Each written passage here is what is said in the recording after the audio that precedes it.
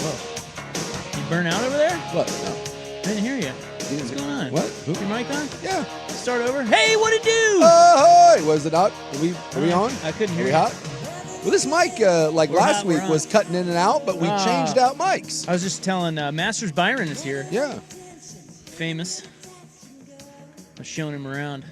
I was like, yeah, our old studios used to be all wires and they were small. You have wires everywhere and, you know, the whole thing. Yeah.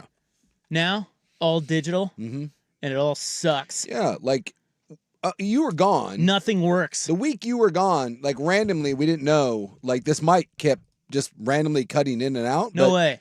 We changed it. Wouldn't have happened in 1982 No. or 1999. The moment you upgrade something, it's a guarantee that it's going to stop working. Like anytime you update your phone or your computer, it's That's a guarantee that thing's going to be worse than before. That's right. Yeah. Yeah. Goes Well, without here we saying. are. Well, hopefully we don't have that problem again. So. Oh, you will.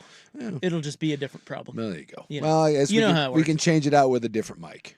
So Yeah. I'm glad to see in front of company that we're a well-oiled An Odyssey station. Yeah, we're a well-oiled Dude. machine at this point. Come on, people know what to expect. It's an Odyssey station. It's been 20 years. Look, Steven works for Odyssey now. What do you think so far? Steven Vaughn, our new producer, everybody. Hello, He's in Stevie. there. What do you think of Odyssey? You know what? It's you're right. I've been at other radio stations. It's a lot of wires. It's a lot of weird things. This is a little fancier than I'm used to. Yeah, well, it's state of the art. Right. I mean, you wouldn't know it, but it is. I mean, I'm from Milwaukee, so I don't expect much. It's state of the art on a budget. Well, hey, ball on a budget, man. Yeah, that's what Odyssey does. They ball on a budget. It's what you do. It looks cool, Don't we all ball on a budget? but right? it's all duct tape. It's Instagram. It's for Instagram. That's all There it you is. go. You know, you got to Graham. Like the guy that does the toilet seat and pretends it's the window. Right. Yeah. Who It's was just it? portraying the life. There was some rapper that got caught. What does that mean? Like Oh, the air. Yeah. Yeah, like the airplane there's window? people that like literally do mock-ups, and someone took like a toilet seat and made it look like an airplane window. Yeah. And it was pretty good. What like, do they put on the other side of the?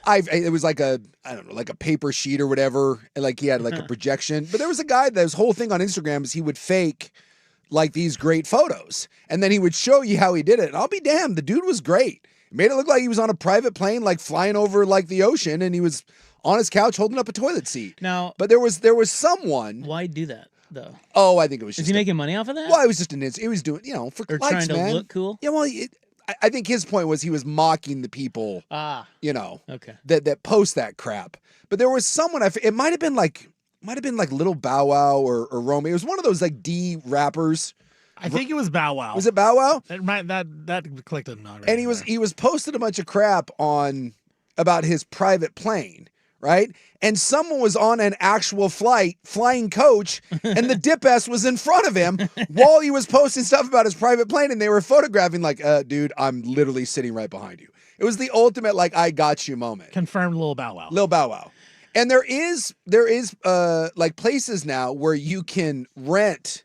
There'll be like a big airplane hangar, and there's stages, so they will have a fake private plane like you would on a movie set, and then there'll be another one with like a Lamborghini interior, and another one with a pool setup. So you go in there, and like the Instagram influencers will spend a day, and they take all of these different photos and they do hair and makeup, and so you'll have like 10 different photo shoots, and then over the span of like a month or two, you just release them, and it makes it seem like you're on a whirlwind, like high-priced tour.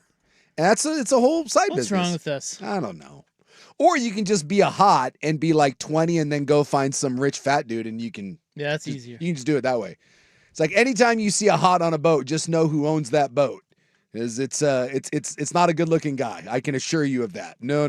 Well, now the tides are turning. Now the hots are going to own all the yachts with all their OnlyFans money. Yeah. Yeah. Well, and I guess now we're doing. I guess we've changed it so like work visas for sex workers, aka models and influencers. Yeah, saw that. Like those, we're opening the door for those. So if you're a hot. And you're in, and you peddle the flesh, come on in. The American dream, baby. Dude, I'll tell you what, stuff's getting wild out there. America, yeah. Yeah, there was that one gal, I forget what her name is, but I guess she had started a countdown for like the last month from when she turned 18, and she made $3 million in an hour.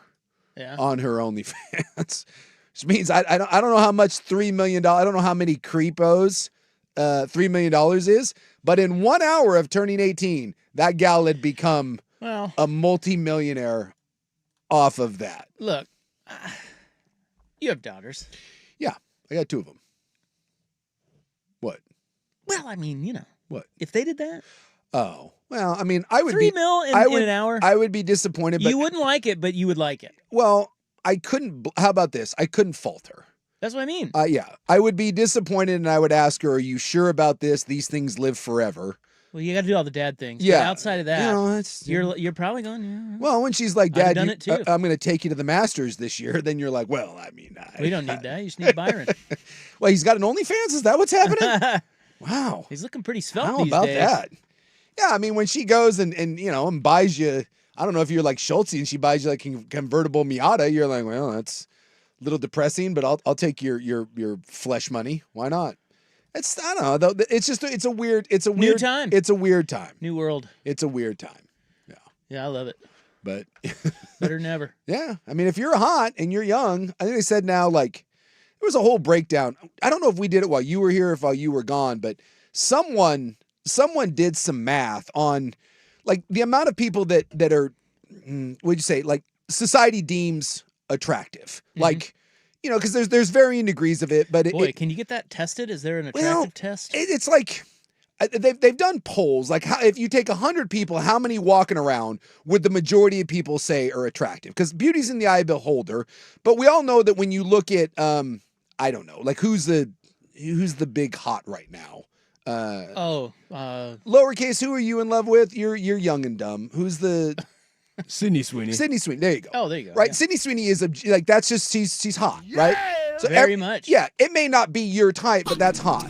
So someone did a breakdown of like the percent of people that you find that basically the general public finds very attractive, and then from 18 to like 26, which is the prime age for OnlyFans, and it kind of started breaking down. And it's kind of alarming, but I think someone came up with a number. It's around 17% of the eligible hots between Are on there? Are on OnlyFans. Well, that's what I'm saying. Like, Yeah. I can't blame any of them. No, but it's a shocking number.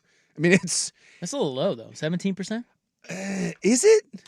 I mean, there's a lot of hots leaving money on the table. It's like That's what you're saying. 20% of all Come on, hots man. are doing one thing, Well, and that's 100% of all the hots should be doing Yeah, one well. thing. well You then know? well maybe there's not enough money to go around. Oh, there's if plenty. if There's everyone plenty. did it, but There's money for everything. yeah, it's a thing, Especially man. a young hot. So when you if you talk to young people when they're out there like guys and they meet young attractive girls, like it's a kind of a You're not keeping up. no. It's kind of a Hey. it's kind of a given that they have an OnlyFans, that they have money, you don't, We got to adjust. and they've got there's no such thing as guys Hey, OnlyFans. It's the second half, and we're losing the game. We that- were up big. The problem is that no 35 or 45-year-old woman is paying $20 a month to see the 19-year-old guy naked. That's exactly right. Yeah. So no, what do we do? Well, you got to find the 45-year-old guy that wants to pay to see the 19-year-old guy naked. You got to, you know. Adapt or die, guys. Well, it's the old adage of if you want to know who's creepier or more horned up, men or women, realize that women prostitutes are, or, you know, sex workers, let's have a nicer term, that female sex workers are purchased by males and male sex workers are purchased by males. You see a correlation here? It's a lot of... I don't know what you mean. It's an untapped market there. How do we get the other 50%? That's right. There's a lot of people. A lot of people that We have to- we we can have make to- money off of. We have to somehow convince the elderly females that they Well, too should be spending money no, on no, no. young hots. You just got to start a new Pinterest. Yeah. They put it out there. Well, yeah, Yeah. that's what they're into, right? I don't know. Pinterest, the Dude, older my wife shops for clothes. Yeah, Pinterest. She shops on Pinterest, and she shops for books. Oh, well, now she can shop for, I don't know, They're like Amazon, you know? hot young boys. Are we going to reach a point where you go on Amazon and, you know, it's like, I need some golf balls, and I think you can buy like Hyundais on there now, so I'll take a Hyundai, and You can buy a car on Amazon? yeah, you can buy, I think Hyundai now sells certified used cars on Amazon. Really? and then I'll take that 23-year-old certified used. Free shipping? Low miles. Come on out. Let's go. New or used? Yeah. What Well, I think at some point, I think most of those are probably used. okay. I'm just saying. I'm not sure how many pristine condition used human beings are going to be available on Amazon. Is it like once you take it off the lot, it loses money already? I think so. I think that's Depreciates usually, right away. I think that's usually the way it works. Well, how'd we get onto that? I don't know. Suddenly you're on to sex talk, you perv. God. How did we end up I don't on know. that? I don't remember. I don't know. You somehow find your way to OnlyFans. And yet somehow Quite a we bit. we're there. No, I find that whole thing fascinating. In a world where there is a I can tell. Well, there's a my brain can't compute it because if you have this thing called internet, Yeah, it I would have that. it would seem to me that anything you want to see is available on internet. And it fascinates me that there's that many gooners out there that are like, what? $40 a month to see this person naked? Yeah, let's go. You can. It's about the connection, Jace. That fascinates me, and that goes back deeper to connection. we're just broke. It's like Tiger Woods. Dude, society. We're on. Tiger just wanted to eat Subway sandwiches and be held. Dude, we're on the wrong side of the mountain at this point. And I'll tell you what, we're sliding down, and there ain't no stopping this. Well, on that note, Yeah, on that happy note. big Wednesday show. Yeah, love our Sports Wednesdays. is sports. Sports is business, actually, and we're going to talk. business. We're going to talk about that today because There is a lot of sports business going on. Well, Damon Williams. A lot of pearl clutching. I was on my way, not by me. well, we were leaving the show. I was on my way to go see Neil Diamond, and let me tell you Yeah, something. how was it? Oh my God. Was that at the Keller? Yeah, it was at the Keller. The Neil Diamond play? Yeah, the Broadway musical, A Beautiful Noise. Yeah, I saw the ad for it. Run, do not walk. Go freaking see that show. The guy that plays Neil Diamond, I guess he was on American Idol. I haven't watched American Idol ever. But he's American Idol dude. Oh my God. Freaking phenomenal. Now, is this the Broadway crew or is this a different crew? So Broadway they have a New York cast, there's an LA, and then I think Chicago, and then there's a national tour. So this is the national tour cast. His name's Nick something or other. Take a look. Yeah, Nick Fradiani. that guy. Fradiani. Oh my goodness. Great Neil Diamond. Unbelievable. Oh, he Neil won Diamond. American Idol. Oh, did he? Yeah, he won. Oh, I didn't know that. 2015. Because I was doing, and by the way, the gal that plays his second wife, hey now, when she does, Do you have an OnlyFans? I wouldn't imagine, but when they do a little Neil Diamond blue jeans, if you know what I mean, she comes out in the blue jeans singing the song. I apologize, I was not familiar with your game. Wow. What a cool gig to get to play Neil Diamond. Oh, Does he sing like him? yes. Yeah. He does. I mean, it is spot on. He is so good. And the mannerisms and just the whole Now, thing. is he better than Hugh Jackman? That's tough. So if Because you that's the movie. That's the movie, but the movie is about a guy doing a Neil Diamond impersonation. This is just about Neil Neil. Diamond's life. Yeah. This is is Lil Bow Wow in it? he is not. Yeah. It is so good. I can't recommend it enough. Okay. So I was on my way to go get my Neil on, and I'm still having I'm an emotional high right now. I've been listening to Neil Diamond for like 24 straight hours. I mean, my goodness, so good. And that's when the Damon Williams stuff broke. Right as we were kind of going off the air, and I was like, oh. So during the intermission, I hopped on my phone, and needless to say, a lot of Washington fans Softy up in Seattle, he may die. He may literally have puppies. This is like a Super Bowl for him, isn't Yeah, it? yeah. Like, guys like that. Yeah, dude. Can we, we'll talk about it, and I get that it's bad, but can we stop the pearl clutching for like 5 minutes? Well, I don't hear any pearl clutching. I love it. I think it's great. Go. I'm all for all of it. Lawsuits! Let's Yeah, go! let's Ah! go. We'll see who wins. Yeah, and I love that Lane Kiffin's in the middle of it, because of Yeah. course Lane Kiffin is in the middle of it. Yeah, I mean, well, okay, let's just put a pin in it and talk about it next, okay? Yeah. You want to do that? Sure. Got a whole show today. Yeah. We've covered OnlyFans, Damon Williams, Neil Diamond, go see it. Hots. Hate Lane Kiffin. Yeah, we'll get to the Damon Williams situation. What should happen with Damon Williams? We'll start there next on The Fan. The Oregon Ducks are in the college football playoff. Back to throw.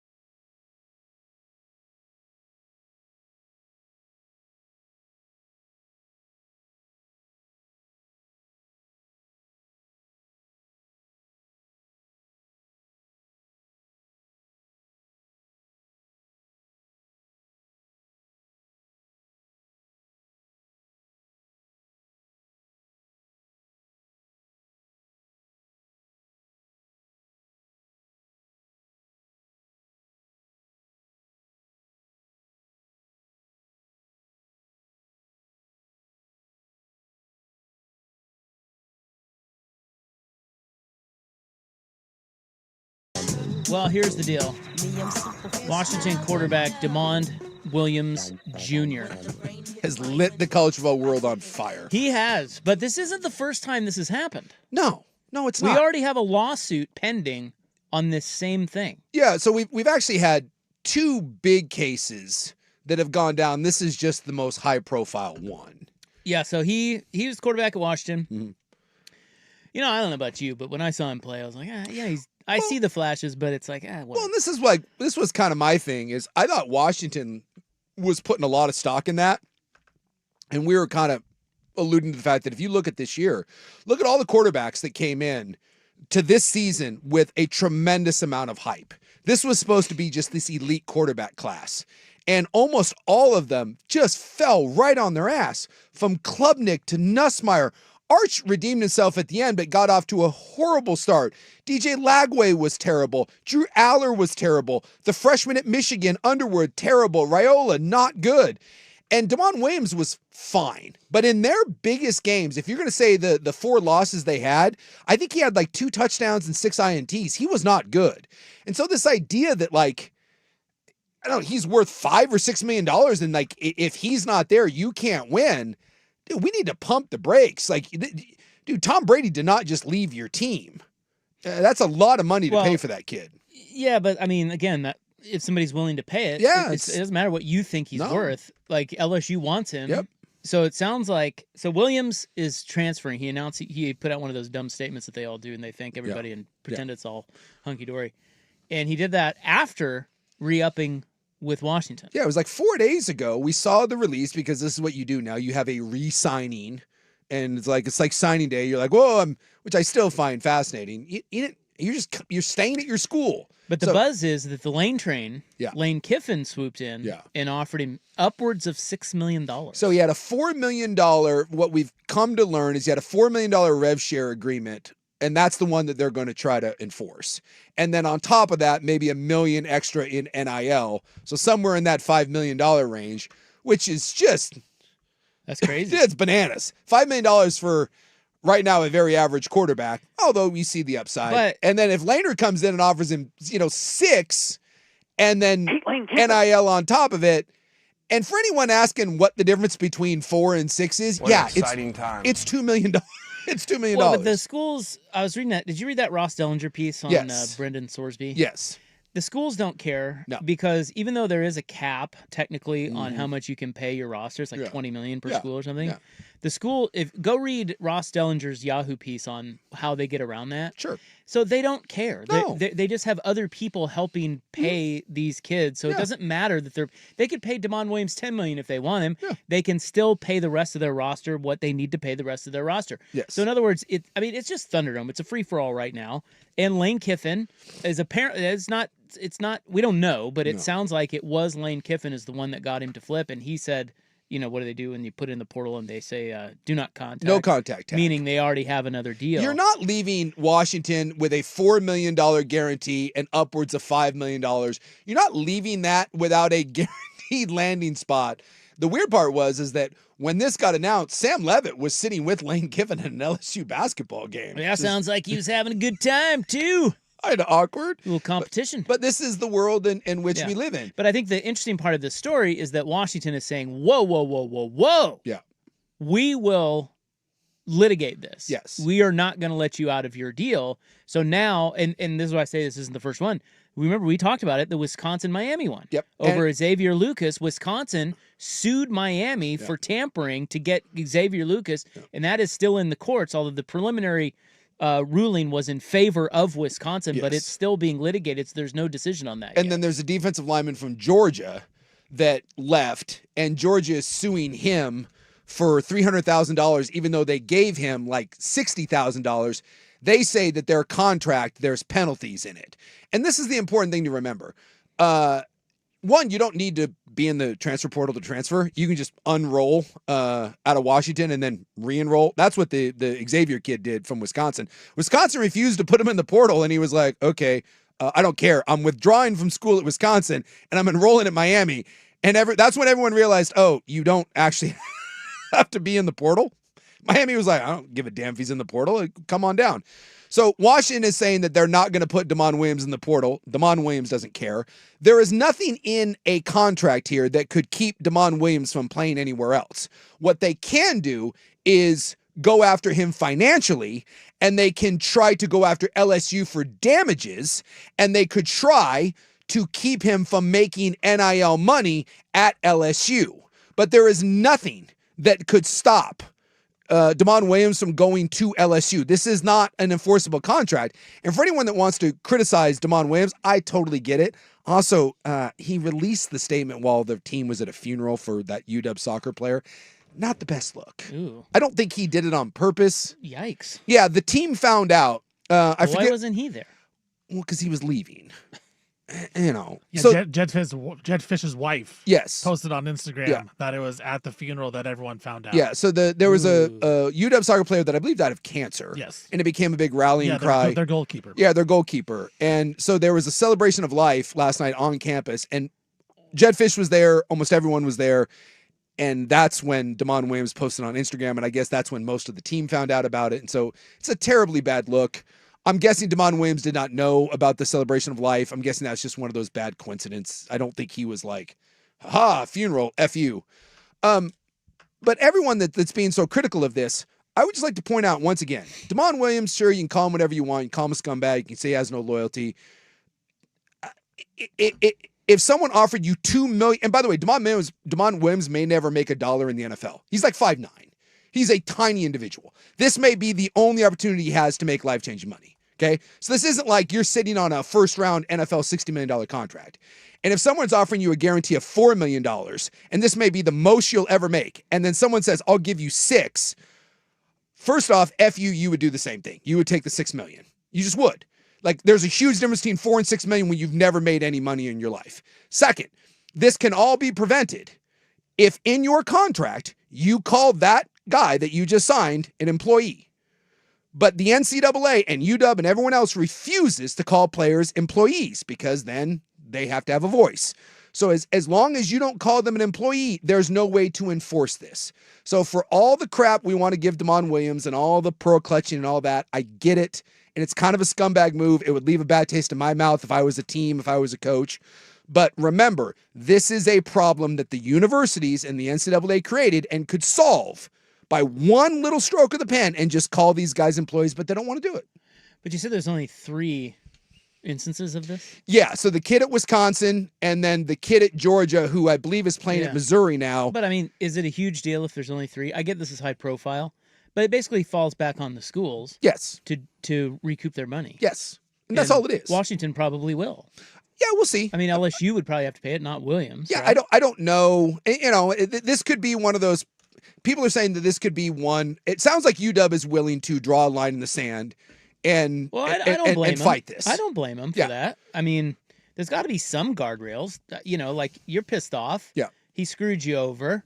Lane Kiffin screwed you over. Yeah. I get that. Although it's probably not great business to show that you'll be litigating some of your players' deals, but don't be a scumbag and they won't. Yeah, but the problem is that, you know, Jed Fish spent the entire offseason looking at other jobs. He just didn't get one. And now that this is gone, Jed Fish is going to go and try and tamper with someone else. Noah Fafita was his quarterback at Arizona. By the way, there's also screenshots and video. When Jed Fish took the job at UW, he tried to take his entire roster from Arizona, right? That happens all the time. And T-Mac and Noah Fafita and some guys didn't go. They were in a meeting with the new coach while Jed Fish was calling them. They put Jed Fish on a speakerphone at that meeting to kind of be like, look, this is what we're dealing with. They told Jed Fish, I'm not coming, I'm not in the portal. And Jed Fish was doing exactly what Lane Kiffin did. He just wasn't successful with it. So be careful throwing stones about, oh my God, this happened to us when you were trying to do it at Arizona and you're going to try to do it now that Damon Williams is gone. You have to go find another quarterback. But is it tampering, though? I mean, the portal's open. Yeah. So well, I mean, there's a distinction between. Yeah, I mean, I guess it is because if a kid's not in the portal, you're not supposed to be able to contact him, but everyone does. But fans are going to fans, and that's the thing is they think all their guys that leave are the best players, and then everyone they get at their school is going to be the best player of all time as well. It's So just- like Bo Yeah, Prabula is exactly. already on campus. Yeah. Is he Well, is he yeah. worse than Damon Williams? Totally. If you're UW, you need to calm down. You can get someone else probably for cheaper. Yeah. And is less pain in the ass. And Oh. there are plenty of quarterbacks Yeah. in the portal. It's just- he's not freaking It's just this is Tom Brady. I am convinced, I really am, that the conspiracy theory that the NCAA is purposely leaning into this chaos, I believe it's real. I think the NCAA highlights these. I think we specifically want these high-profile freak-out cases Why? so that we can get Congress involved. There's only two ways that this issue gets solved. One is collective bargaining and you call them employees. And the NCAA does not want to do that in any stretch of the imagination. And the other one is Congress gives them antitrust protection. And so far, Congress has been like, no, we're not doing this. It's $1 billion operation that you guys effed up, and you guys now want us to grant you something that we don't give any other $1 billion business. But if you cause enough stink, if you allow this to go off the rails and you get enough public outcry, I think the idea is that someone will step in. And so I think secretly Charlie Baker and coaches and ADs, they love when this stuff happens, because the bigger the athlete, the bigger the school, the high profile one, the more stink you can raise. So when a kid from DB from Wisconsin and a D lineman from Georgia, when it happens, no one gives a rip. But when Damon Williams at UW, and more importantly, Lane Kiffin is involved, and it's no longer $300,000, it's now $6 million. Now we can yell and freak out about it in pearl clutch and say, someone, Ted Cruz, please come save us. Do you wish you gave as few Fs as Lane Kiffin? I'll tell you what, the world is made for people that are built that way. Because there's no... Because I don't. They don't feel bad. I don't wish I gave as few Fs as Lane Kiffin, but I tell you what, he is wildly entertaining. Well, there was the talk that when he took the LSU job, he knew what he was doing, and he knew he was about to be the villain, and he was going to lean into it. Well, he already is. And he is. He's always done that, though. Yeah. Well, he kind of had that redemption there for a little bit, and now he's like, ha ha. Also, supposedly the reason why he left is that LSU gave him basically a guarantee that whatever he needs, it's a bottomless pit of money. And if you're throwing $4 to $6 million at Damon Williams and having Sam Levitt on, it's possible that he indeed has a bottomless pit of money. He can go shopping. Well, now she can shop for hot young boys. Yes. There he goes. So can Lane Kiffin. All right. We have this very big news. We have the honorary Peach Bowl captains. They have been named. What a prestigious honor. And does Bear know ball? That's next. Here's Steven. Now, from the George McCoy and Warren Allen Sports Desk, a Sports Center update on the Fan Sports Network, 105.1 FM and 1080 AM. This update is sponsored by Mountaintop Metal Roofing. No maintenance, energy efficient, fire resistant, and a lifetime warranty. Do it once, do it right. Visit mountaintopmetalroofing.com. First on the Fan. Dan Lanning, along with 7 other coaches, have been named finalists for the Bear Bryant College Football Coach of the Year Award. Some of the other notable finalists are 2 CFP coaches, Mario Cristobal at Miami and Kurt Signetti over at Indiana. Former Oregon State star wide receiver Trent Walker has announced his commitment to the University of Houston. Walker entered the portal during the offseason. He had 149 catches the past 2 seasons for the Bees. Big pickup there for Houston. Mark Cuban, the former Maverick owner, announced that he is giving even more money to Indiana University. Cuban wrote to Front Office Sports in an email that he's already committed for this portal, and he clarified that he lets athletic director Scott Dolson decide what to do with that money. While he didn't say precisely how much money he gave, he said, let's just say they're happier this year than last year. Looks like Indiana may have their own version of Uncle Phil. And the New Orleans Saints, they are preparing to move ahead with Tyler Shuck as their starting quarterback in 2026. Shuck went 5-4 as the Saints starting quarterback this past season. The Saints do own the number 8 pick in the draft, but it looks like Shuck will be the guy, and Alabama quarterback Ty Simpson announces he will be heading to the NFL draft. More sports scores and stories in 30 minutes. I'm Stephen Vaughn from the George McCoy at Warren Allen Sports Desk. Hurt missing work? Insurance companies acting like jerks? Don't call your mom. Call George McCoy at warrenallen.com. The home of Ducks Game Day. Before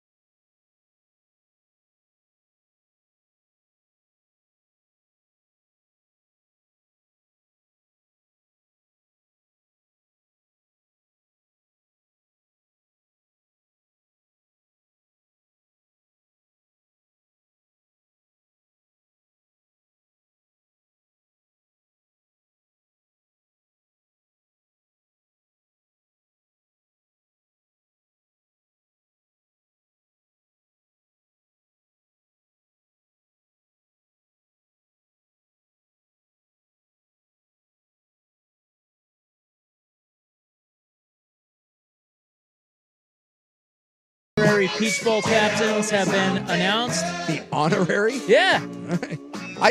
Somehow this did not cross my timeline. It's email. Oh. Somehow I got on the I stupid probably deleted that. Peach Bowl media email list. Hey, that's prestigious. Congratulations. And I hate that because I try so hard to get off of those lists. Yeah. And I've done a pretty good job of weaning myself off of them over the years. Yeah. The media lists. I don't even know how I get on them. Yeah, I don't know. Because they're all from New York or because I do Chicago. find myself on those sometimes, and I often wonder how. It's probably just a list. I mean, at least the Peach Bowl's relevant. We Sure. are Yeah. Oregon. But sometimes it's like, hey, would you like a guy who makes a great Greek salad on your show? Well, maybe we should. Look, I'm not going to lie. If we started the club with the secrets to a great Greek salad, I'd be interested. You've done worse segments. So. Yeah. That's true. I don't know the secret to a good Greek salad. Do you?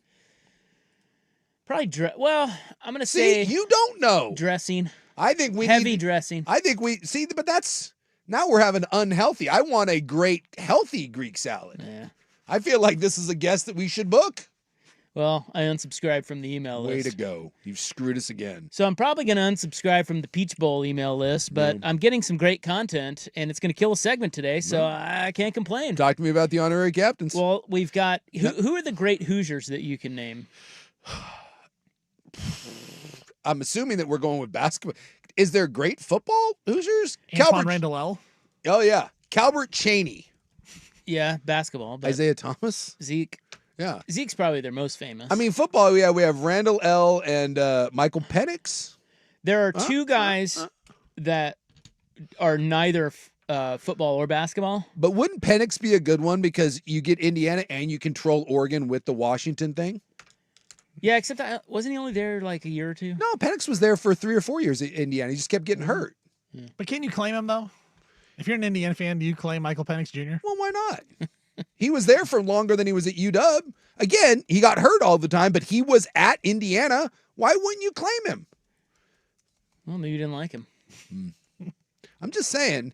Kind of overrated. I think that he's pretty good. I think it'd be an excellent troll on the part of Indiana to wheel out Michael Penix. One, you don't have a lot of football tradition to lean on, and Michael Penix was Oregon's daddy.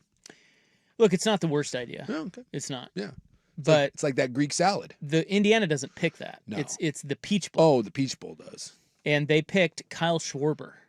Kyle Schwarber went to Indiana? Well, I would hope so because they picked him. Is he from Indiana or did he go to Indiana? No, you have to. I would imagine he went there. I He like- may be from there. I don't know. You don't even He played there. No, but they picked him for honorary captain. I assume he went to Indiana. I don't like these assumptions that you're making. If he didn't, I'm going to be pissed. We can confirm he played at Yeah, he Indiana. played at Well, Indiana. sure he did. He's the honorary captain. God. Mark Spitz also went to Indiana. Really? Yeah, So we're not doing football. the Like, great Mark Spitz. Well, really, I think we've named the 4 biggest Indiana Hoosiers athletes. Spitz, Schwarber, Zeke Thomas, and Calbert Cheney. That's really it. Well, what about Steve Alford. No, I was thinking of the Plumlee brothers. Did the Plumlee brothers play at Indiana? They were Dukies. The Plumlees were? I think one of them went to Indiana. No, Mason, Marshall, Miles. All of them went to Duke. They all went to Duke. Is it just because I'm thinking of like a weird looking Just white guy? guy. Yeah, it's all white guys. If you're like a Brian Scalabrine type, which is the Plumlee model, I just assume you played at Indiana. So I apologize. Yeah, I thought that's true. for one of the. Why did I think the All Plumlees Dukies. went to Indiana? The top football They're player, from Indiana. They're from Warsaw, Indiana. Interesting. according to Pro Football Reference, the top football player from Indiana we have not named yet. Quarterback. Played for the Rams. Yeah. We've done this. Why can't I think of him? I got nothing. Trent Green. Yeah. Oh, Indiana guy? Yeah, we went through because I remember us talking about The Trent Green. handsome Yeah, Trent Green. almost dying on the football So field. Oregon's honorary Peach Bowl captain will be Jonathan Stewart. So it would be Jonathan Stewart v. Kyle Schwarber. Dare I say, advantage Indiana? I mean, Well, it depends on who's fatter. Jay Stu is greatness. He is. Jonathan Stewart is great. But, I mean, he's post-career. It's like, Yeah, are they going to be out there for the coin toss? I assume they are. I would assume. I don't want Stewart. I don't want to see Jonathan Stewart and go, oh, Because sometimes you do Yeah, that. I'll You tell haven't you. seen a guy in a while. Well, I'm going to go out on a limb here too and say that running backs are the biggest whoa, because like receivers tend to just be tall, lanky guys. Same thing with the quarterbacks. Running backs tend to be kind of more squat and heavily built, but they're in great shape. I think running backs age worse than any football player. Like, have you seen Bo Jackson? Yeah, he's he's just a little bloated. well, and Barry Sanders. I just think that's the position that in your mind you think of the running back as just this super fit, like Greek god, and then you see him 10 years later, and you're like, ooh. The one that threw me off a couple years ago was Darrell Revis. I remember seeing Darrell Revis, and he was a little chunky. Yeah. Was he? Yeah. What does Christian Okoye look like now? I don't know, because he was he might have been the most impressive specimen to ever play the damn position. Yeah, I'm looking at pictures. He looks pretty good. Yeah, He's kept the weight off. That's Bettis good. is doing all right. is he? Well, I mean, he was fat back then. See, he's got a Keith Richards thing. You can't give him credit for that. Keith Richards looks good now because Keith Richards looked like hell back in the day, and so it looks like he's aged well. I don't think he looks good now. He looks the same as he did in He 1984. looks the same. Nobody Yeah. said good. And there's Jerome Bettis. Jerome Bettis was a fat butt when he played, and he's a fat butt now, Oh. and so it just works. You're thinking the Zeller brothers. That's what I'm thinking of. One of Yeah. them went there. Yeah, Cody Zeller. Cody Zeller. Cody Zeller. Same Sorry, thing. yeah. Is It's there the a same difference thing. between the Zeller model and the Plumleys? 7-foot white guy, same thing. That's same If you difference. combined the Plumleys and the Zellers, wouldn't you just have a Plumley? You probably or a would. Zeller. Yes. Thing is, like, imagine like you're just like at a local YMCA, and they're just like those, and then you throw you get the Zellers, the Plumleys, and Scalabrini, and they just roll in, and you're like, Hansborough. Don't forget about Hansborough. yeah. And you look at that, you're like, what in the hell? And then just watch them just beat everyone like 100-0. Just kill everybody. Just slaughter everyone on. That would be so much fun. Go into a place where there's real high level, like local basketball players that think they're good, and then just take a crew of the Zellers, the Plumleys, and yes, the key piece to this whole thing is Tyler Hansbrough and his toughness. And I would pay to watch that like hidden camera show. Hearing tales that Jonathan Stewart looks great. Okay. Still in very good shape. Christian Okoye looked pretty decent from what I saw. Yeah, he did. Dude, Jonathan Stewart back in the day was just, I remember seeing him in high school, Incredible. and you're like, I felt bad for anyone. Like Whoa. when you see a guy like Jonathan Stewart and then you realize that some poor high school DB that weighs 109 pounds had to tackle that. Lowercase had to tackle him. Yeah. That's just not fair. Because you see, like, I thought about that. We had Ndamukong Suh in studio once when he was getting ready to, I think, link into Nebraska. Well, it kind of makes sense. Lincoln High School to Nebraska. But I remember seeing him and being like, oh my God, there's some 230-pound fat, doughy offensive lineman that had to block him last year, like Central Catholic.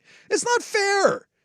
Derrick Henry in high school, there should be a law outlining that where they don't play their senior season. We just give them the All-State award and then they just go play college football. Yeah, Tech says, I wonder what James Harden's going to look like post-career. Guaranteed. He will be fat as Danger. hell. Yes. Danger. He's going to go down the Danger. the Raymond Felton road. The worst is going to be Zion. Yeah. Oh, yeah. Yeah. That's just sad. Yeah, dude, Jonathan Stewart looks great. He does. He looks like he still play. Yeah, he's ripped. I'm Ducks need a running back. I'm enjoying his Yeah, Barner said that he would suit up. I'm enjoying his Instagram here. He posts something called Tea Time Stew, where he just plays golf. Yeah. On his Instagram, and he's all ripped, and he has a pretty good golf swing. Okay. And then he's got another video on here where he's in Munich, and he spots a Carolina Panthers fan wearing his jersey in a pub, and he goes in and surprises the guy. Oh, that's pretty cool. And the guy didn't really know who he was. No. He's like, you're wearing my jersey. He's like, oh, yeah. Who are you again? Don't you think you should know? My name's on your back. Yeah, if you're wearing a Jonathan, although maybe he got that at like, if he's in Exactly. Germany, that might have just been one Well, of I think the those. Panthers were playing over there or something. Oh, yeah. Maybe Yeah. it was the deal. Yeah. Anyway, good little Battle. golf swing here out of Jonathan Stewart. Yeah, it's not too. I'm assuming that Schwarber has a hell of a golf swing. He has a good takeaway. Baseball players. Okay, yeah. So Jonathan Stewart v. Kyle Schwarber. You'll see him out there. I would assume on Friday for the coin toss. Yeah. I would guess. And hopefully Stewart tackles him. I think that'd be sweet. Take him down. I don't know. Schwarber's a big guy. And then the Peach Bowl email list is the gift that keeps on giving. I can't wait. Because coming up next, I'm going to tell you who Xander picked. And I'm not talking about Xander Schauffele. Who Xander picked? Yeah. There's another Xander besides Xander Yeah, Schauffele? yeah, there's a more famous Xander. Bear Nose Ball. Okay. Huh? Yeah. Okay. Yeah, you should be on this list. No, I shouldn't. I think you should. Why? I've got you. Just like when I ended up on that McConaughey speaking list. By the way, I still get emails. Well, from yeah, that. you signed up for it. I've deleted it at least 9 times. Yeah, that doesn't work. And I get a daily email from the McConaughey team trying to get me to be inspired. Please All right. stop, Matthew. Bear Nose Ball next on the Fan.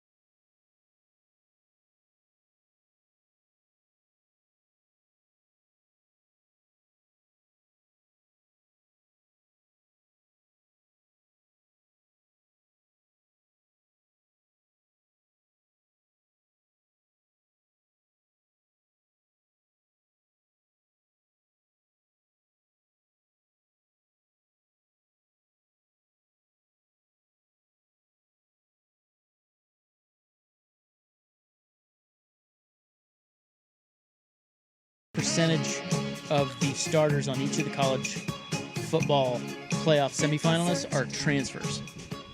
Because, you know. Yeah. It's a new world. It is. Who do you think has the fewest transfers? Starting? Yes, this is just starters. 22. Well, Indiana and Ole Miss, I would assume, have more. It's going to be Miami or Oregon. One of those two. I mean, I heard some people, some of the media types up in Seattle were like, that's it. No more high school. Transfer portal. Oh, my God. Wait, grow no up. more high school? Yeah, or they were transfer? saying there's stop recruiting high school kids. It's all portal, which is just such an ignorant, dumb opinion. You still have to have high school players. It's how you build the depth of your team. It's how you build the continuity in your team. But you have to use the portal. The portal has allowed the disbursement of talent. But for programs like Miami and Oregon, which have much better robust recruiting than Indiana or Ole Miss, I've got to believe that Oregon and Miami have less starters that are portal kids than Indiana or. Well, you're gonna find out. Yeah. But little tease, they all have a lot of transfers. Yeah. So Bear Nose Ball, yes, the latest Peach Bowl email I got from the crew at the Peach Bowl. Xander, the 27-year-old Malayan sun bear at the Atlanta Zoo, Okay. he made his pick today. Does he have a good track record or something? Well, I was hoping that they would tell us that, Yeah. but they don't. No, sun bears are adorable. That was the one that they thought the China was dressing people up in costumes. I thought that was a panda. No, it was the sun bears. Well, they put a cardboard box, Yeah. one with the Oregon logo and one with the Indiana logo out there, Yeah.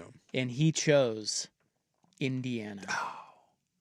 Well, we can really use the no one believes in the Oregon Ducks theory. Not even now. a bear. Not even the bear. Yeah. Somehow Lanning can work that into his. Yeah, he'll get him fired up yeah.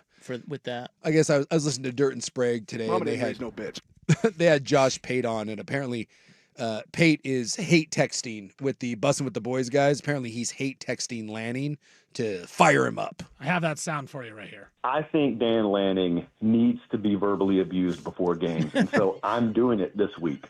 I have pulled up right now my text to Dan Lanning over the past week, and one of them was, "Nobody believes in you, don't show up." That one got an exclamation mark.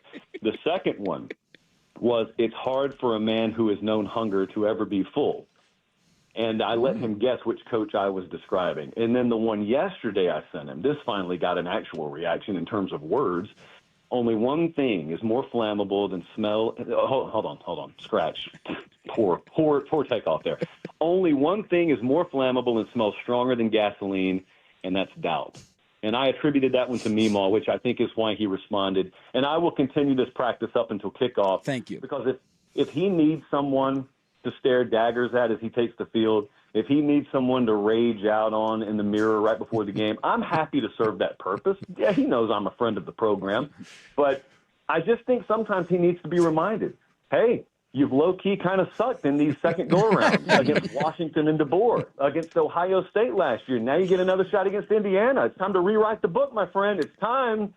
Don't embarrass me. That's my main message to Dan. Don't embarrass me. I stand up for you. Do not embarrass me. Well, what did he reply? He didn't say what he replied. Yeah, I think that was just kind of one of those. He keeps that. Oh. He can say what Probably he told said. him to F off. Yeah. What an opportunity. But I do kind of laugh at because I laugh at the notion because, Lanning, remember when he was talking the Penn State one where he's like, the 100,000 people, none of those will play a snap. So Oregon, you realize Dan Lanning won't play a snap. Dan Lanning's going to be angry. Okay, cool. Yeah, he doesn't get to play. This Will he raise his eyebrow like Kurt Signetti? right. It's like we get one of these. It's like we getting ready to like go into like a heavyweight boxing match, or like you're fighting for the UFC heavyweight championship, and the guy's like, "Have you seen how intense he is?" Yeah, so is the other guy. You're fighting for the championship.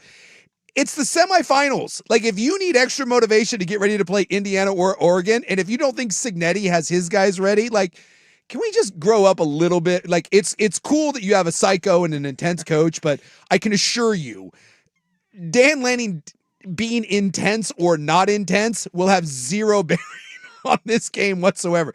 Lanning and Signetti are not meeting at midfield to fight, and the winner of that gets 3 points. Well, I think he's just trying to inspire Lanning's, big pregame speech for yeah. what's that bit they do? Us versus Us versus them. Ducks versus them. Yeah. Yeah, he's trying Yeah, to Pate wants to inspire get in on that. He Yeah. wants to be like, oh, Josh Pate said this. Yeah, he badly wants that text up on the big Right. video board where Dan Yes. Lanning's like, men, look at this.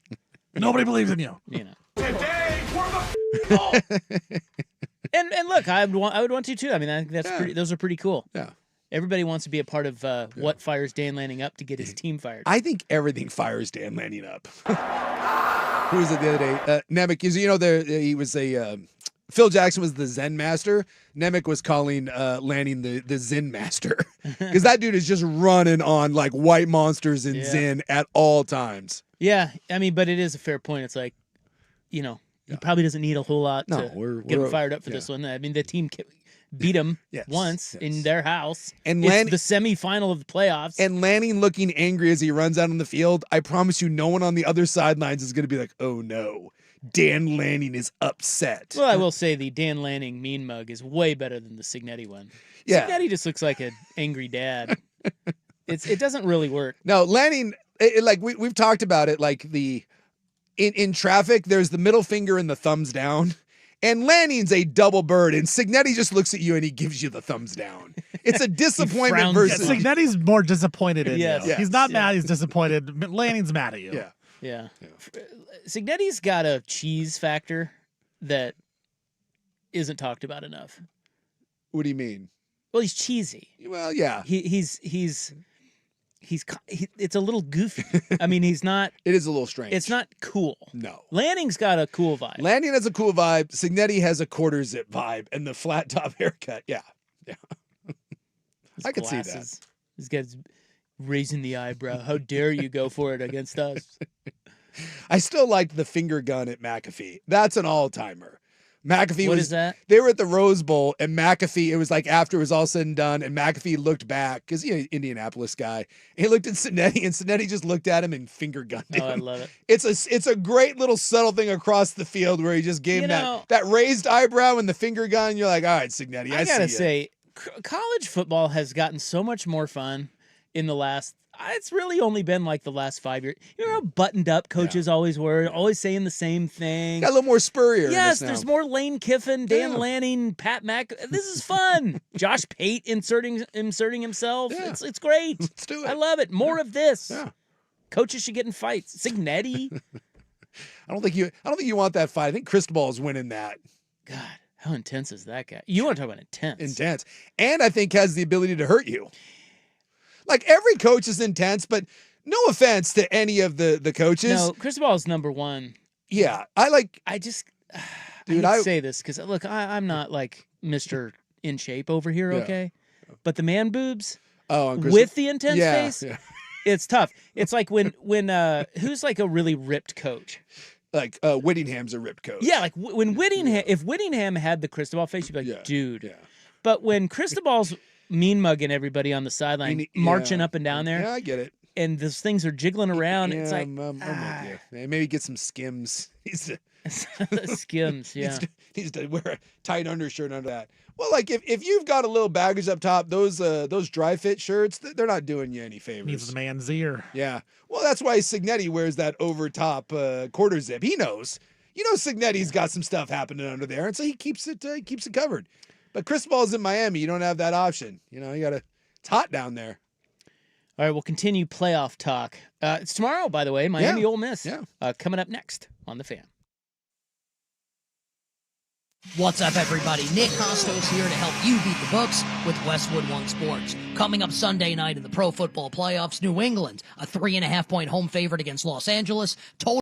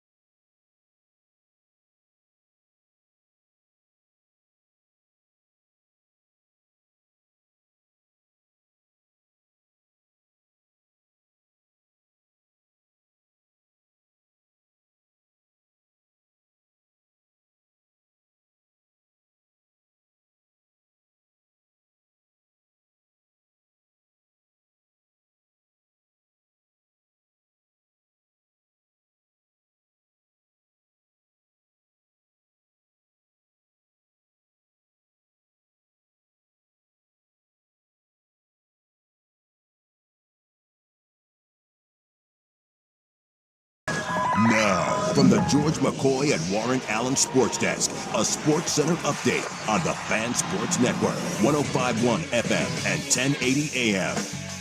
First on the Fan, Dan Lanning, the head coach of the Oregon Ducks, along with 7 other head coaches, have been named finalists for the Bear Bryant College Football Coach of the Year Award. In the other CFP games, their coaches, Mario Cristobal, Kurt Signetti, also a finalist, while Lane Kiffin, not a finalist for the Ole Miss Rebels.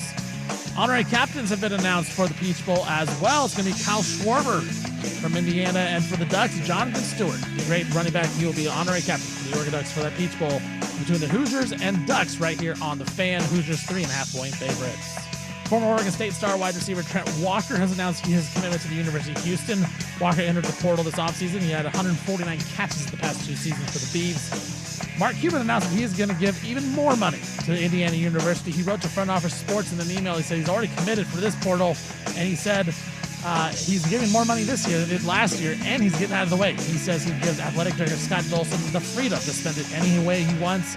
Indiana not going away. They got their own little Uncle Phil right there. And the Saints, they're preparing to move ahead with Tyler Shuck as their starting quarterback in 2026. Shuck went 5-4 as the Saints starting quarterback this season. For more sports scores and stories in 30 minutes, I'm Stephen Vaughn from the George McCoy at Warren Allen Sports Desk. Hurt and missing work? Insurance companies acting like jerks. Don't call your mom. Call George McCoy at WarrenAllen.com. The home of the Fan Happy Hour.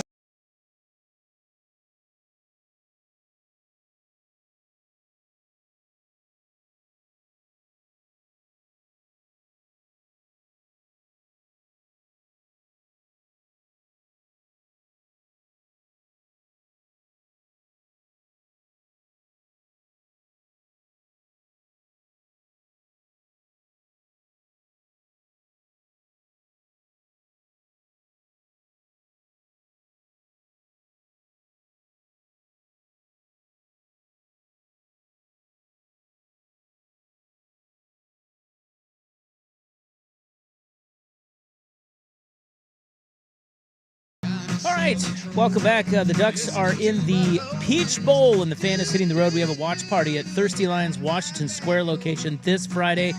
Dirt and Anthony Newman get things started with Ducks Game Day presented by Coors Light. They will be on location at noon. So join the Fan Friday, Jan 9 at the Thirsty Lion Washington Square location for the rematch, Oregon-Indiana in the college football playoff semifinals. I was listening to Steven Sports North there, and he had the little thing about Tyler Shuck. Mm-hmm. Can the Ducks claim Tyler Shuck? Can you say former Duck Tyler Shuck? I mean, yeah, technically, right? I mean, is he a Duck? I would say no. I if I was a Duck fan, I would not claim him. But at the same time, you technically could because he went to Oregon. But it was also not even his last school. It was Oregon, Texas Tech, Louisville. Then Louisville. So it's like once removed.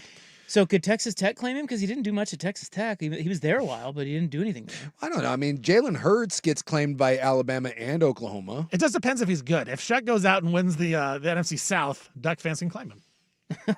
Oh, okay. Like if I'm Auburn, I'm claiming Bo Nix now. Now, I was watching a bowl game the other day, and there was a former Duck quarterback in there, and I was like, hey, I always wondered what happened to that guy. Mm-hmm. I think it was like Wake Forest. Is Wake Forest quarterback Robbie Ashford? Robbie Ashford. Yeah, Wake Forest. Yeah. Former Duck, Robbie Ashford. Mm-hmm. At least I think. No, I mean, I know he was at Oregon. I don't know if they can claim him, but. I'm looking here. I wanted to see Shucks. So he was at Oregon for 3 years. Was he? Yeah. So he played. How many starts? So I'm looking here. So he only started 7, but he played in 15 games. Okay. Who did he back up? Texas, that would have been 18, 19, and 20. Who would that have been? Who was before Nix? Was that like Anthony? Was that the Anthony Brown kind of run there? But I'm looking here. So at Texas Tech, he played in 15 games. At Louisville, he played 12. He played in as many games at Oregon as he did any other school. Yeah, he backed up Herbert. Oh, because that was the Rose Bowl year, the Cristobal Rose Bowl. There you go. He would have played in many games as what? He played in as many games at Oregon as he did at Texas Tech and more than he did at Louisville. Now, he started more at Tech, but... Yeah, that I don't think people would have thought that. So he is a Duck. Yeah, he only started at Tech. 3 years at Tech. He started 4 games, 5 games, and 4 games. And then at Louisville, he started all 12. So he was pretty good at Louisville, wasn't he? Yeah, he was solid. In his 1 year? He was 8-4. But this is just going to be the nature of now when guys go to the NFL, it's like, where did he play? Oh, where didn't he play? No, I know. I mean, some of these guys are going to end up, by the time it's done, are going to play at 4 different schools. Well, did you see the kid who went from Texas to Oklahoma? Or maybe it was Oklahoma to Texas. No, it's Texas to Oklahoma. Yeah. It was Arch's roommate, if I'm not the mistaken. wide receiver. Yeah. Yeah, that's a whole thing down, because of the rivalry. Mm-hmm. Well, we had. But I just don't think players give a rip. No. Like, I mean, if Texas, look, if Damon Williams is playing at Washington and Oregon comes calling saying, "Hey, we want you for $6 million," guess what? He's going to Oregon. Yeah. Well, fans are like, "Oh, no way, he's going. He hates the players. Don't care." Sappington went from Oregon State to Oregon. What was his first name? But Mohammed, the corner at Oregon, Washington. Yeah. Jabbar. Was it Jamar? Jabbar. Yeah, that's right. Jabbar Muhammad. He was a UW. Well, actually, he was Oklahoma State, then UW, and then Oregon. We've seen this. So it's just, there's no more. We've got to eventually just get past the loyalty thing because kids do this now in AAU and Little League. Certainly they do it in high school. Was it Raiola, the quarterback, the former Nebraska guy? They said that when he transferred now, this will be, I think, 6 schools in 7 years going back to like middle school. You mean Patrick Mahomes? Yeah, the chubby Patrick Mahomes. Where's he going? Has he decided? I don't think he's landed yet. He hasn't landed yet, no. But yeah, it's like this is just what kids do now. They you go play at the IMG Academy, or Oak Hill had this in basketball, was kind of the first one at this, and was it Bishop Gorman. Mm-hmm. So many of these kids now here in Oregon, I mean, you have from Central Catholic to Jesuit. And I mean, I was a Vancouver kid and Jesuit tried to get me to come play for him. So did a school up in Seattle and Olympia. And that was 25 years ago. So kids now are just conditioned that there is no more, you play with your friends and you play where your school boundary. That's all gone. And kids now know that you have a limited amount of time to put your foot in the cash register, especially if you don't think you're an NFL guy. And for a guy like Damon Williams or Pavia that have a statue that probably keeps them from being a big-time NFL prospect, dude, you got to take that 3 or 4 years and you got to cash in and try to set yourself up for life. Well, you're right. And it happens in high school, too. Like the number 1 high school player is Tyron Stokes. He plays at Rainier Beach. Yeah. He literally made his decision a day before their season started to go to Rainier Beach. Yeah. Like he announced it wasn't on the team. One day before the game started, he's like, I'm going to Rainier Beach. This is just And this is about money? Yeah. Or just about money, AAU. What are those kids getting? Like, there is NIL now in a lot of these schools. But what's he get? How much is the number one that I don't know. high school kid getting? But I mean, Kevin Love was the reason Kevin Love went to UCLA, right? Was partially because of Adidas. Like, I mean, these shoe deals are all. I mean, this is Tyron Stokes does have a deal with Nike. People are valuing it estimated $1.7 million, while it says could be up as high as $3.2 million. God, for a high school senior, and he's in high school. High school, yeah, 18 years old. Man, I mean, that's Debanza, the BYU kid. Supposedly, and again, I don't know how much of this to believe, but they said 6 or 7 million, right? And then he denies it, but everyone always denies it. But he looks worth it. Yeah, when I watch him play. So I just can't fault anyone. And now it's one thing if you're a LeBron type guy and you think that the NBA or the NFL is going to come calling, then maybe it's a little bit different. But even then, there's no guarantee. And you are talking about at the time people that come from no money, and there is a huge difference between making $2 million and making $4 million, or making $500,000 and making 1.5. And our deal was worth $4 million. Yeah, well, there was worth $6, and it's hard to turn that down. I don't know if any of you watched the Saints play, but because I don't. But if you did you happen to catch what Tyler Shuck said? Because they do the Tyler Shuck, Oregon. I have not seen the beginning of a Saints game said. in probably 8 years. I know. I don't watch it either. Good. But I wonder what he says. Oregon, Louisville, Tech, high school. Yeah, a lot of kids now are doing high schools. Rogers did that. Did you see that the other night? Yeah, he did his high school. Idiot. Yeah. Although he just played. Well, I guess he was a junior college and then Cal. But Aaron Rodgers' Darkness Retreat. Aaron Rodgers' Darkness Cabin. Aaron Rodgers' Joe Rogan podcast. Okay, let's get back to this game. These games, college football playoff. Mm-hmm. Okay. How many transfers are starting for each team? And we'll take a first look at Ole Miss Miami when we come back on the Fan.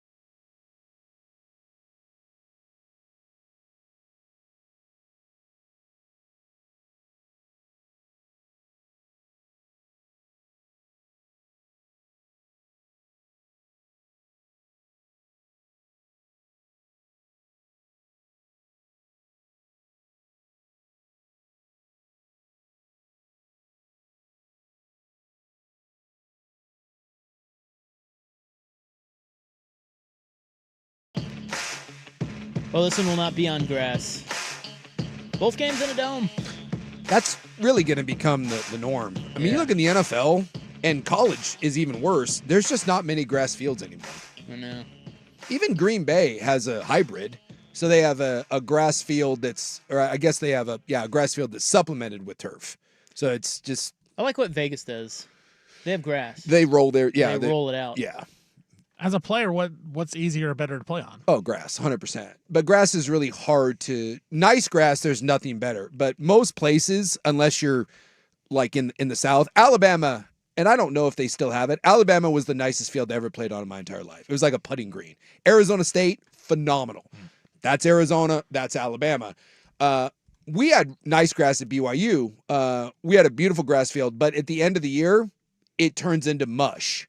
And that's the problem, is that even if you try to take care of a grass field, when you get into the cold weather months and everyone playing on it, it turns into absolute slop. Well, the Rose Bowl was always sloppy. Yeah. I mean, it was nice grass. Yeah. We went there many years. But and they would go down on the field they and would- you'd walk around. It was really slick. Because they always had to resod it. And a lot of times when you resod fields to make it look all pretty and nice, you end up with bad fields. But There's you just would a think lot in that goes LA into that you grass. wouldn't lose it. You would Why do you have think. to resod it? You're in Los Angeles. Don't know. Well, again, UCLA plays there, maybe gets beat up. And again, they want, for the TV, same thing with the Super Bowl, they want the pristine field. So like when they play a Super Bowl outdoors and it's, whether it's in Arizona, Vegas, or whatever, they grow a new field just for the Super Bowl. They don't even let you play on the old grass. They bring in all new grass. And a lot of times, again, by doing that for the aesthetics, you sacrifice there being deep roots and you can end up with a really sloppy field, which is why most people now just do, here's our synthetic turf. You know, it's no more AstroTurf. It's the rubber pellet turf. That's what everyone uses. And I don't know what they call that anymore. It's just the turf. And most places just do it now because it's once and you forget about it. You don't have to deal with all the upkeep. Well, there is something to, like, this Miami Ole Miss game is at the Fiesta Bowl. Mhm. So that's in Phoenix Yeah. or in Glendale. Yeah. There is something to, and I think it's part of like the Rose Bowl aesthetic, Mhm. right? Yeah. Is the grass. Yeah. And the green and just the colors. There's something to the Fiesta Bowl, and I think the same is true of the Superdome in New Orleans, where when you see a games there, you're like, you know, it's like it's not as pretty. It's not as cool. Yes. It doesn't seem that way anyway. Yeah. And I think Am I the only one that feels that? No, there is a better look to a grass field. 100% when it's done right. But Atlanta doesn't bother me. No. Even though that's a dome. Mhm. Maybe it's just the color of it. I know. I find outdoor fields that are turf, that I think is crap. But almost everyone's doing it now. In fact, look at the NFL. All the new stadiums being built are domes. They're all going to have turf. In fact, I think it's now the AFC. What are the Chiefs? That's not the AFC West is all turf now. When Kansas City builds their stadium, every stadium there will be turf. Chicago's going to put a dome in when they're doing it. But I Buffalo's guess, doing a dome. To me, Denver doesn't seem like it. Yeah. Like it's still Denver's a cool place to watch a game on TV. I don't know. It's weird. I don't know. There's just the aesthetics of each stadium is different. Glendale does the roll in out. They do the removable. So removable the turf as well. percentage of starters that are transfers for each team, Ole Miss, 15 of 22 are transfers. 15 of 22. Yeah, 68%. That's a lot of their starters are transfers. Yeah, I wonder too, like backups, because again, backups can be a lot of the high school depth, and that goes back to recruiting. Because Ole Miss and Indiana have way worse recruiting profiles than Miami and Oregon. Indiana is number 2 at 64%. Okay, 14 of their 22 starters are transfers. So I was right. So Oregon and Miami will have less. Miami is at 55%. Okay. 12 of their 22 stars. Now, mind you, it's only a 3-player difference between Ole Miss and Miami. Sure. Basically, they all have a bunch of transfers. Yeah. And Oregon is at 45%, where 10 of their 22 starters are transfers. Yeah, because I'm trying to think. DeCorian Moore is homegrown, right? Gary Bryant Jr. is homegrown. Poncho's homegrown. Sadiq homegrown. I'm trying to think. Whittington would be homegrown. So yeah, it's just, Well, there's 12 of them. yeah, there you go. I mean, Call it's- sports. Interestingly, 51 of 88 starters in this Final Four of college football are transfers. Yeah. Which is pretty wild. well, I think when you are a school now, I think the idea is again, you have to recruit well at a high school and you try to build the depth of the team, but no one goes into a season anymore, I think, counting on young players to grow and develop. It's nice if they do, but for me, so I go to BYU and I was a decent sized recruit. I would have been a 3 or a 4-star kid. Certainly not going to be a 5-star kid. So let's say high 3, low 4-star kid. Go to BYU. Why wouldn't you be 5-star? Not enough wiggle? Yeah, not enough wiggle in those hips. Not enough wiggle in those hips. Too much moxie, not enough wiggle. Too small hands over there? Yes, short arms too. Small hands, smells like cabbage. So I go to BYU, red shirt my first year, and freshman year, play a lot, but I'm a backup. Backup at all 3 interior positions. I play in all the games, but I'm not a starter. Sophomore year, I start at left guard for probably 75% of the season. And then going into my junior year, so I had a good sophomore year, and I played way more than the other guy, but you could say that we split time. Let's say I played 2.5 or 3 quarters, he played a quarter. And so going into my junior year, they tell me that I'm going to slide over to center. We had a good center. He's graduating. Suk, you're our center. We're moving you over, and away we go. We like what you did at guard. Never really played center before, but here you go. I think in today's world, they don't do that. I think in today's world, if we're a team that thinks we're going to be good, you just go out and find a center. And then I have to compete with that guy, or you keep me at left guard where I played last year. So I just think it's an entirely different world now. Even if you have a kid that you like, you're like, hey, this kid played a lot of snaps for us last year. Cool. We're still going to go out and find a guy that's played 2 years. Because why would you trust anymore, especially if you're Oregon or Miami, why would you trust that a 19-year-old kid is going to take a jump? And I did make a big jump. That was when everything changed for me and it slowed down and I became what I thought was a good player. Why would you risk that when I can go find a kid that started 2 years at Kansas State and was second team all Big 12 last year? Like that, this is just the new reality of it. Then you go to Kansas State. And then at that point, or Kansas, we would have had you. Yeah, we would have liked you. Or again, you leave me there, and you're like, well, he was the guard, and you keep him there at guard, or you force me to compete. But yeah, you're right. There's a good chance over those couple years, you would have transferred. I would have transferred because you're like, okay, well, I'm going to go find somewhere else where I can play right away. And so there's the new reality of it is the transfer portal. The Dabo Sweeneys of the world, like that's a dying breed. You have to live in the portal world because this is how it's built. Whether you're a powerhouse, Ohio State, who, by the way, Ohio State, plenty of transfers, Ohio State, Oregon, or your Ole Miss or Indiana. Indiana and Ole Miss have to have it because they can't recruit. But for Oregon and Ohio State, if you're not supplementing already a talented roster, then you're leaving holes in your roster that is silly and ignorant. And then on the recruiting tip, according to Fox College Football, here are the 4-star and 5-star counts for each team, okay? So we went through transfers. And this is going to be the same thing. It will be overwhelmingly Oregon and Miami. Yeah. Yeah. It's actually pretty alarming. Yeah. If you're Indiana. Yeah.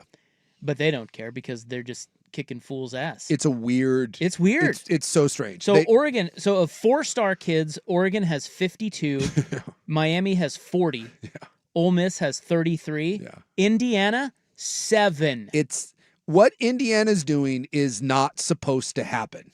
And this is the thing. Everything about Indiana says they're better than Oregon. They already proved it. They were better than Ohio State. They're the number 1 team. They should be the overwhelming favorite. And yet history tells us that eventually teams with this talent profile, the TCUs of the world and kind of the plucky upstarts, eventually they hit a wall and talent wins.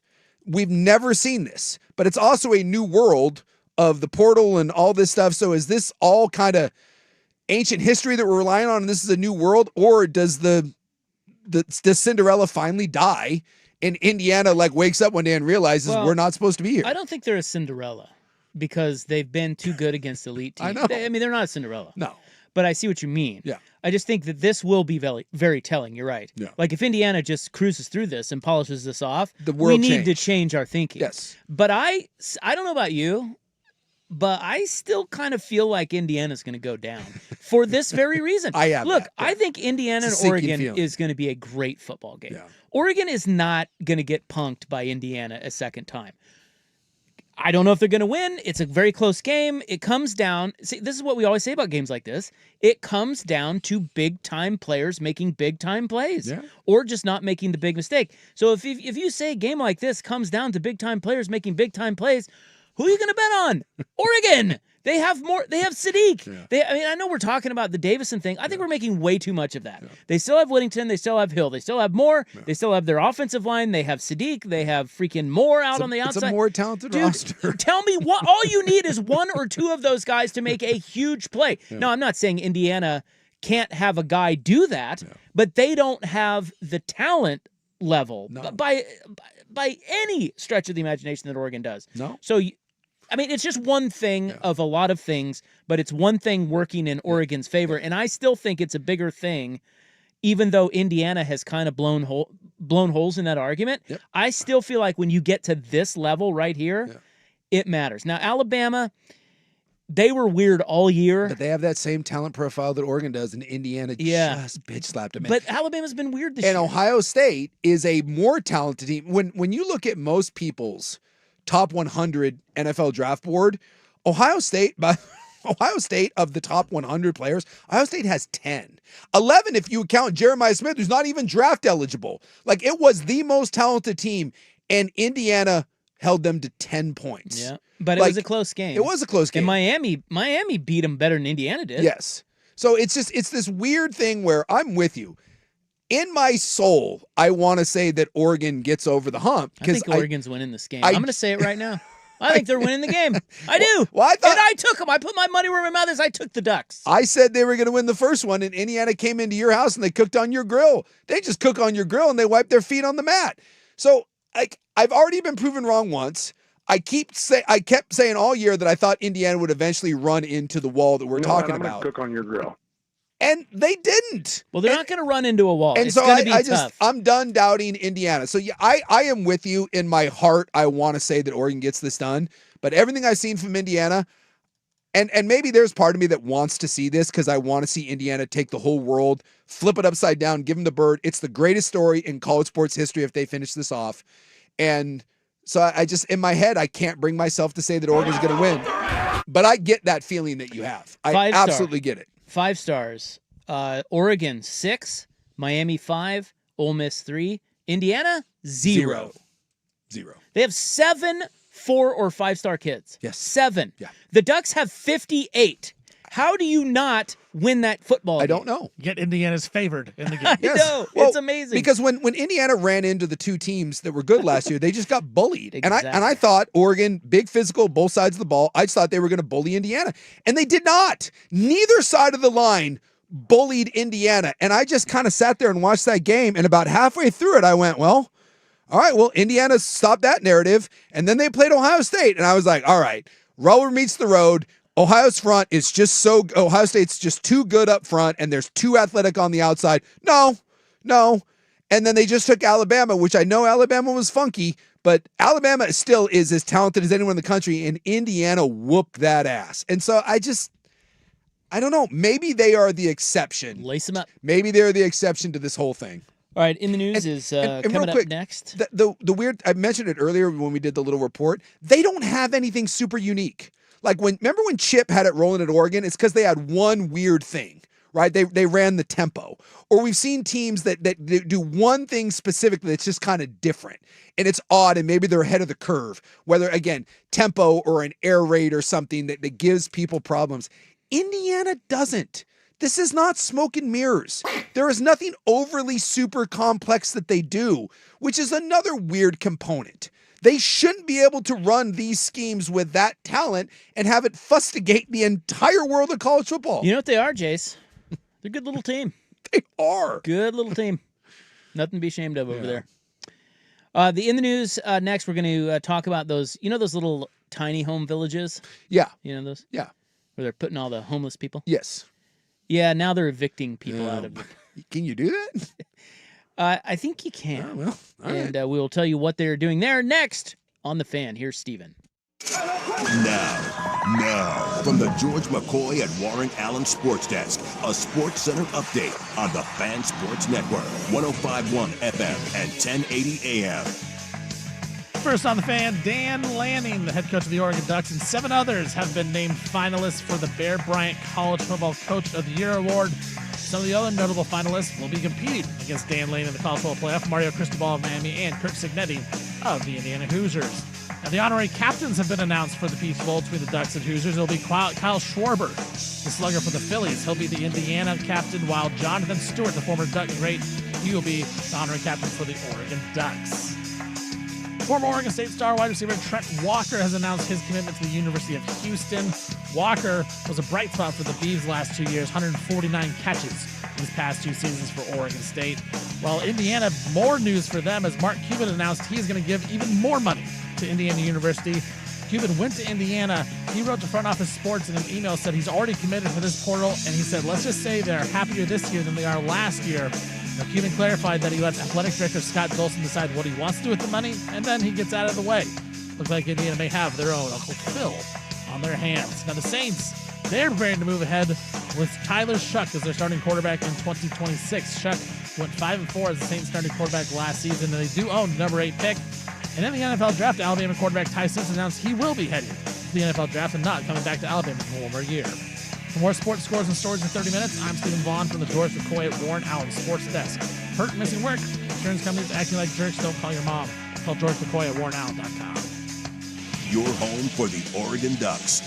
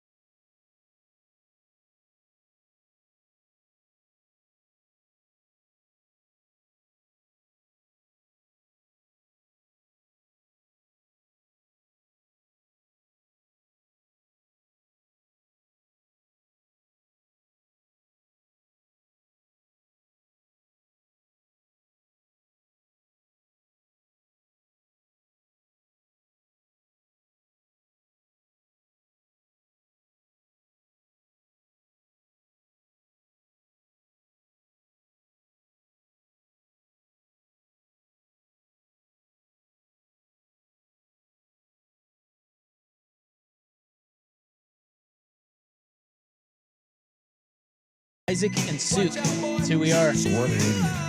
I mean, just stupid. It's time to move on, okay? Let's do it. We got some important news to disseminate. Well, people need their news. They do. It is January 7, 2026. It is time now for In the News. I'm your noted newsman. Hello. Thank you. Thank you. Please be seated. It is brought to you by the Advocates Injury Attorneys at advocateslaw.com. Today, Jason, it is National Bobblehead Day. Ah, I remember bobbleheads. Yeah. Do you have any commemorative bobbleheads? Nah. You know what? I probably have a couple of them somewhere, but I don't know. I never did the whole. I have a Tiger Woods one. I think I have a Clayton Kershaw one from when I went to a Dodger game. I also have one that I thought was super cool. They did one, the Portland Beavers did one with the guy running through the wall at... yeah, I remember that. That is a cool one. PGE Park? Yeah, with the flip-up... that is a great bobblehead. I do remember that. I still have that one. Yeah. Is it Rodney McRae? I think that's right. Yeah. I have some of that, like, I don't know. My family was all big into collections like that, so I used to, like, get stuff like that for gifts, and I never knew how to, like, tell them. You didn't like it? Yeah. Like, right. They were projecting. Well, my family, yeah, they like collecting things and like autographs, and so like at Christmas or like birthdays, they would give me stuff, and I was like, thanks. And I felt bad. I was always like, I really. Well, they probably did it so they could grab it. They're like, oh, you don't want that, huh? Yeah, I just never knew what to do. Like, if you get like a Ric Flair autograph photo, I was like, cool. Like, yeah, it's awesome. And your brother's Christmas card this year was Val Kilmer. Oh yeah, like, yeah. You know, I saw I your didn't get brother. one of those. I saw your brother once at a sports card or a trading card show. Yeah. I love memorabilia, trading cards. Like Oh, that. you're a memorabilia And I guy? saw your brother there. You Yeah. can come have all of the stuff. I went and talked to him. Yeah. He is a huge memorabilia guy. Yeah. But I tell you, his Christmas card every year, it gets people talking in our house because every year John Sukanik sends out a Christmas card with someone from like one of these Comic-Cons, like someone famous. Yeah. One year it was Mike Tyson. I'm trying to think of others. He's had Napoleon Dynamite. This year it was Val Kilmer. Oh, because he passed away, right? Yeah, so I don't know when it was from. I assume because he passed away last year, right? 2025? I think so. So I think it must have been early 2025. Kilmer looked pretty good. Oh, that's good. Unless they were just weekending at Bernie's. It's been like 4 years since I've got one of those Christmas cards, so I don't know. They're great. They're great cards. He does a good job with them. And then he sends out one with the family, too. Oh, okay. Which I don't really care about. I have never once sent out a Christmas card. No, I I'm just don't. kidding. I'm just. What? Are you a Christmas card? God, no. No, I've never once done. You kidding me? I think they're awesome. We Do send you? them out as a family. Yeah, a lot of people do. You either do or you don't. Like there's no middle ground with Christmas cards, and it's usually the wife, is it not? Like you don't do them. Your wife does. No, yeah, she does them all. Exactly. Well, that's the problem. I don't have a wife, so. Yeah, well, you've got the BTJ. Yeah, I don't know. She doesn't send out a Christmas card? I think she knows not to ask. Like, you're not getting me to. Well, see, usually the wife just does it. Like, I mean, I wouldn't. They just ask for the addresses you want to send. Who do you want Right. to send them to? Why does- These people. Find their addresses. Okay. Yeah. Well, I've never. Why does anyone want to see a picture of me and my kids sitting on a couch? Like, what do we do? Well, I think it's. I And then don't you're know. obligated. Then people feel awkward about like that's the other one. Like if I get one and I go to throw it away, I get yelled at, and I'm like, well, what do you want me to do with it? No, it goes away with the Christmas tree. That's fair, isn't Well, it? if I'm Yeah. still here, prepare to get one next year. So now You won't be. I will say I'm the not here. BTJ now puts them up over the holidays. Like she puts them on a wall, and Yeah. because I would get them, I would open it, and this was always my reaction. Oh, that's nice. That's and cool. then I would. Straight to trash. Yeah. God, what a horrible man you are. What am I supposed to do with You're it? supposed to display them and pretend like you care. I don't know. You have to put them up. We put them on our bar. We just set them there. Oh, why? Well, I don't know. I don't want to be a They jerk. took the time to send yes. a card to you. They wanted you to. I they're did wishing see. you a Merry Christmas. I saw the little Stevie Ray family, and I was like, oh, that's very nice. I was like, that's cute. The kids are cute. And then it's over. I've seen Wait, it. you sent him a Christmas card and not me? No, I didn't. I was just saying, Oh. like, if I got Son of a one, bitch. Yeah. I would look at it. That's what I'm out. I would say in my head or out loud, very nice family. No, I would dude. give it a beat or two, No, and no, then. no. You can't go straight to trash. Am I supposed to look at it over the You're course of the supposed holidays? to display them all together, like your wife does, like a normal human. So other people can come over and be like, "Who's that?" Definitely, because Sometimes, other yeah. people come over and look at them. That's Because we have right. the same thing. We have a big giant thing. You put them all on there. That's cards, and then at the end, as you said, when you clean up your Christmas stuff, toss them all. That's right. It goes away with all the Christmas stuff, so it's an easy throwaway. You can recycle. No guilty feelings. And then when your brother's is up there, it's always a conversation starter. It's like, wow, that's Val Kilmer. Where did that come from? Who's that? Sorry. Like, well, he's the better Sukanik brother, apparently. Well, now you'll be happy to know that the BTJ puts them like she puts like a little stickum thing on the back, As and she then should. like puts them on a wall. That's what most people who aren't psychopaths do. The best part is I don't know who any of the people are now. I just like I walk in, I'm like, who's that? I'm like, it's there. Bunch of strangers up on my wall. We get them and I see the names and my wife's like, who's that? I'm like, the Cooper family?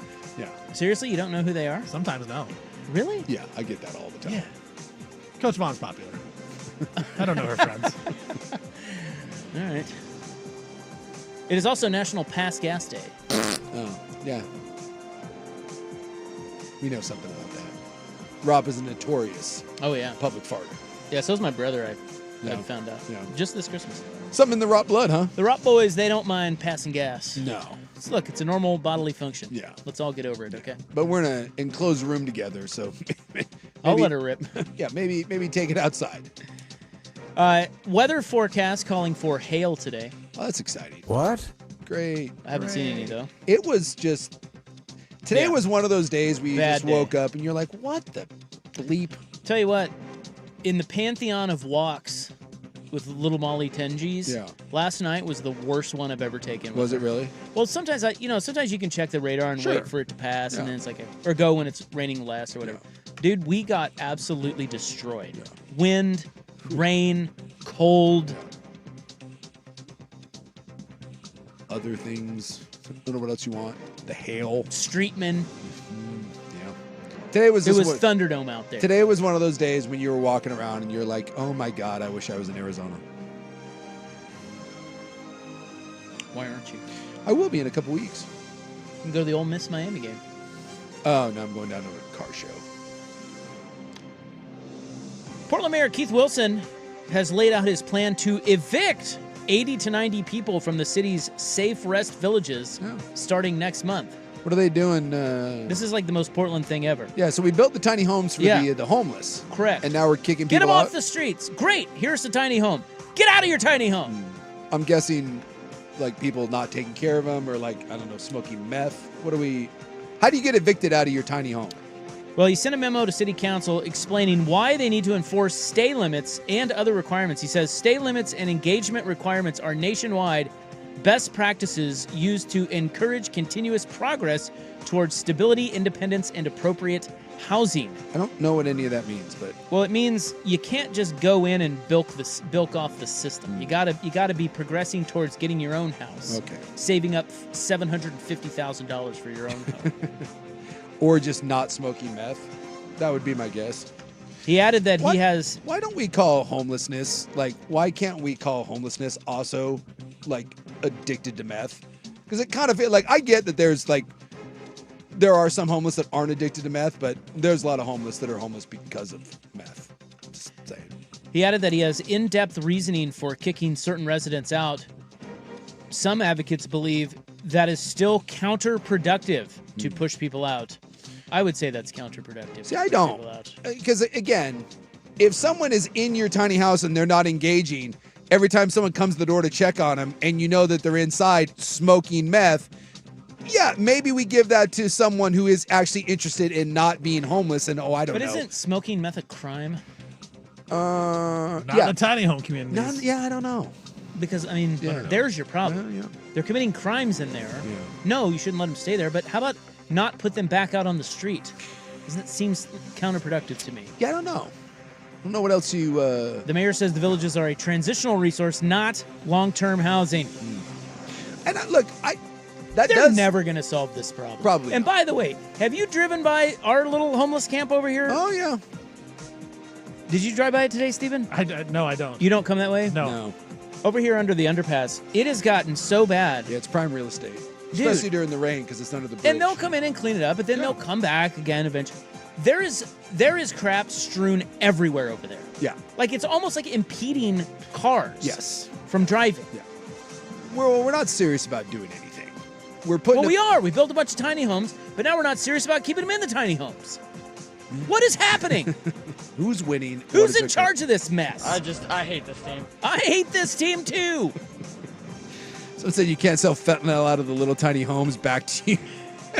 Yeah, back to the tent for you. Again, if someone is dealing and selling, and consuming drugs, yes, I get why the mayor And I want him to come out. He said, he's like, there's reasons. Just say it. Why is that such a taboo thing? In-depth reasons. Why is that such a taboo thing to say? That there is a difference between the lady who's got a kid who fell behind on her rent and housing expensive. Why can't we say that that's a different version of homelessness than the person that chooses to put poison into their veins every day and then break into the Long John Silvers and try to steal all the hush puppies? There's a difference between those two people. Just say it. First of all, they can have the hush puppies. And you second, go right to hell. Those are the only good thing at the Long John Silvers. I think it's a given. Like that, it's a given. We know that. There's a lot of different reasons people are homeless. Everybody knows that. It's just start differentiating between the two. I think categories. That's what he's trying to do. I want categories. Then I'm in favor of this. Space Force. Well, you voted for the guy. I met the mayor the other day. Oh, did you? Yeah. Where? I was down at Portland, the Portland Rex building, and the mayor was down there handing out donuts. Rex? The Portland Parks and Rec thing. We were like reserving a space, so you have to go down there and get like a permit. Did you know that he was here? He was like in our building not too long ago. Why didn't we have him on? Well, he wasn't in our building. He was sitting out front because Weir, the other tenant here. Yeah. Weir, is it Weir? W-E-H-R. Where? Sure. The people that make Santa's sleigh over there. Yeah. He was out for a ribbon cutting. I thought that was like Cisco or something. No, it's Weir. W-E-H-R. And it was a ribbon cutting ceremony out there. No, he was out. I saw Keith. He was handing out donuts. God, he's everywhere. Yeah, he was everywhere. Yeah. All right, we got a break. Only in Portland, a drag show garage sale. Next on The Fan. Oregon Ducks football is on The Fan. Dante wants to step, got to get a run right, stop and throw deep. Got it wide open. Benson, touchdown Oregon! Malik Benson got behind. Dante Moore with a little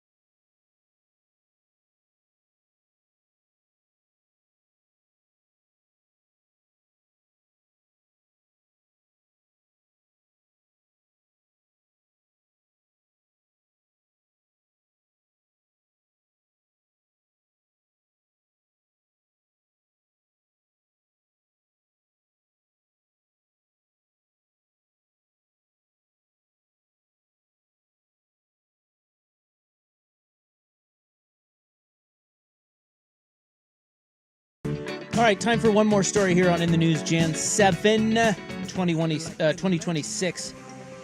This very Portlandy story. You Maxinistas and discount divas, this is for you. The what? Well, aren't you a discount diva? What is a Maxinista?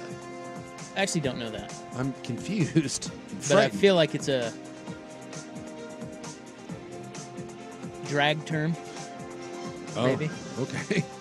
You don't know that? How does discount have anything to do with drag? A Maxinista?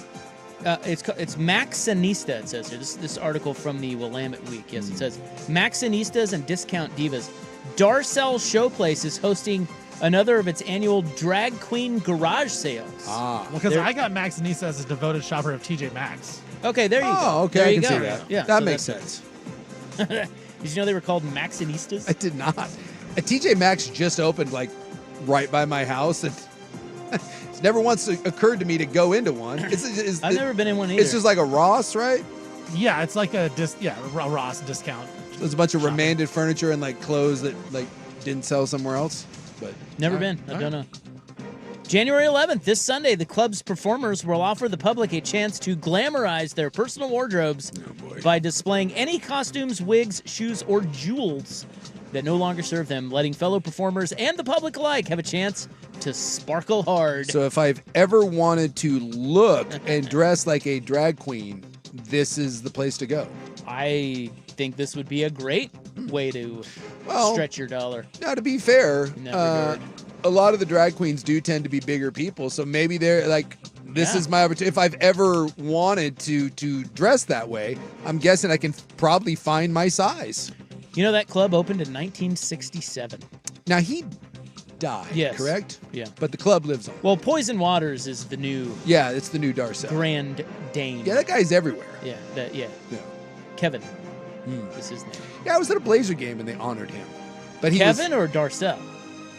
No. Because Darcel died. No, Poison Waters, yeah. But That's Kevin's he was just there as Kevin. Oh, He was really? not there as Poison Waters. Oh. He was there as Kevin. And then I was What like, would be your drag name? boy, it's a good question. You can't just be like, No, it's got to it's be like Poison cheeky. Waters or, there's like Peach. My gal goes to drag bingo a lot. There's like, it's Poison Waters and there's another one that's like Peachy something or other. Yeah, I don't know. You're asking the wrong guy, fella. Could I be like Insurrection Barbie? Oh, there you go. Insurrection Barbie. I Yeah, love that. there you go. Blonde wig. Yeah. Keep the beard. Yeah. Do some sort of like you pretty are. like Christine Gnome kind of face pull back sort of thing. Lean into that. Get that buffalo headdress on there. I like it. Maybe some assless chaps. There you go. I wonder if they have devices that help you tuck. Oh, I think that's probably a real thing. You know? Yeah. I'm still waiting for that invitation to the Gay Pride Parade. I'd like to be on a float. From Maybe who? I don't know. Whoever is in charge of that. Put me on a float. Let's go. I want like a big. Let's dress Why me would up. they put you on a float? Well, I don't know. I can be an ally. I just want to be on the float. I'm cool about it. Let's do this. Let's go. Well, that's on Sunday, guys. Yeah, I won't be going. And I think it's at Darcel's. I don't know. Someone said Thunder Fist. There you go. Ew. Well, that is my that's the Twitter handle is Sergeant Thunder. Sergeant Thunderfist. Well, there you go. I've already got my drag name. I mean, why outthink You've had the it for room? years. You just Had it didn't for know years. I just didn't know. Or maybe you did. Who's performing tonight? Sergeant Uh-huh. Sergeant Thunderfist. I'm going to have to start going to Darcel's looking for you. Dude, my gal, I don't know where she goes, but she goes to drag bingo like once a month, and she loves it. It's a thing. It's like her favorite thing in the world. That's in the news, Jan 7, 2026, brought to you by the Advocates, injury attorneys at advocateslaw.com. Headlines are coming up next. We have kind of a surprise entry to the NFL draft, and the league, the NFL, more popular than ever. The numbers are in. We'll get to all that coming up next on The Fan. It's the biggest boat show in Oregon, the Portland Boat Show, presented by Progressive January 7th through the 11th. We've filled over 5 acres of the Portland Expo Center with the largest inventory of new and pre-owned boats from the region's top dealers. Come shop and compare multiple brands and models side by side. It's the best selection at the best price. Plus, the first 100 people daily receive a Sportsman's Show pass. The Portland Boat Show, presented by Progressive Insurance.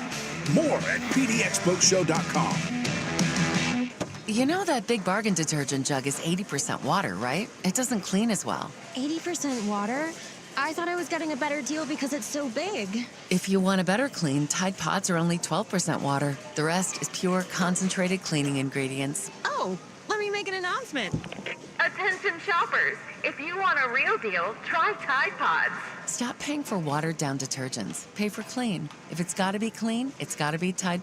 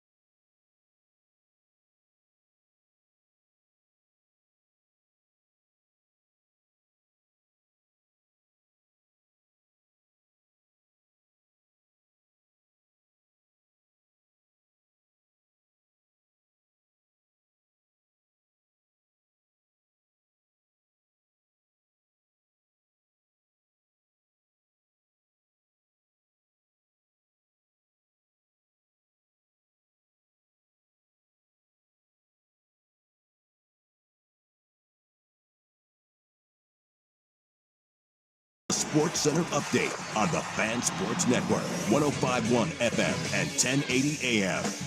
This update brought to you by Mountaintop Metal Roofing. No maintenance, energy efficient, fire resistant, and a lifetime warranty. Do it once, do it right. Visit mountaintopmetalroofing.com. First on the Fan, Oregon head coach Dan Lanning, along with 7 others, have been named finalists for the Bear Bryant College Football Coach of the Year award.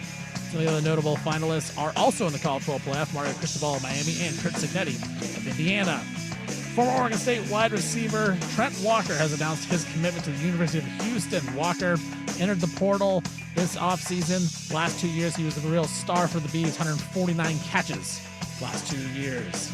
And Mark Cuban, he announced he's going to give even more money to Indiana University. He wrote to Front Office Sports in an email, said he's already committed for this portal. And he said, let's just say they are happier this year than they were last year, upping what he has given Indiana in the past. And he clarified that he let athletic director Scott Dolson do whatever he wants with that money. He just gives them money and gets out of the way. New Orleans Saints are preparing to move ahead and forward with Tyler Shuck as their starting quarterback heading into 2026.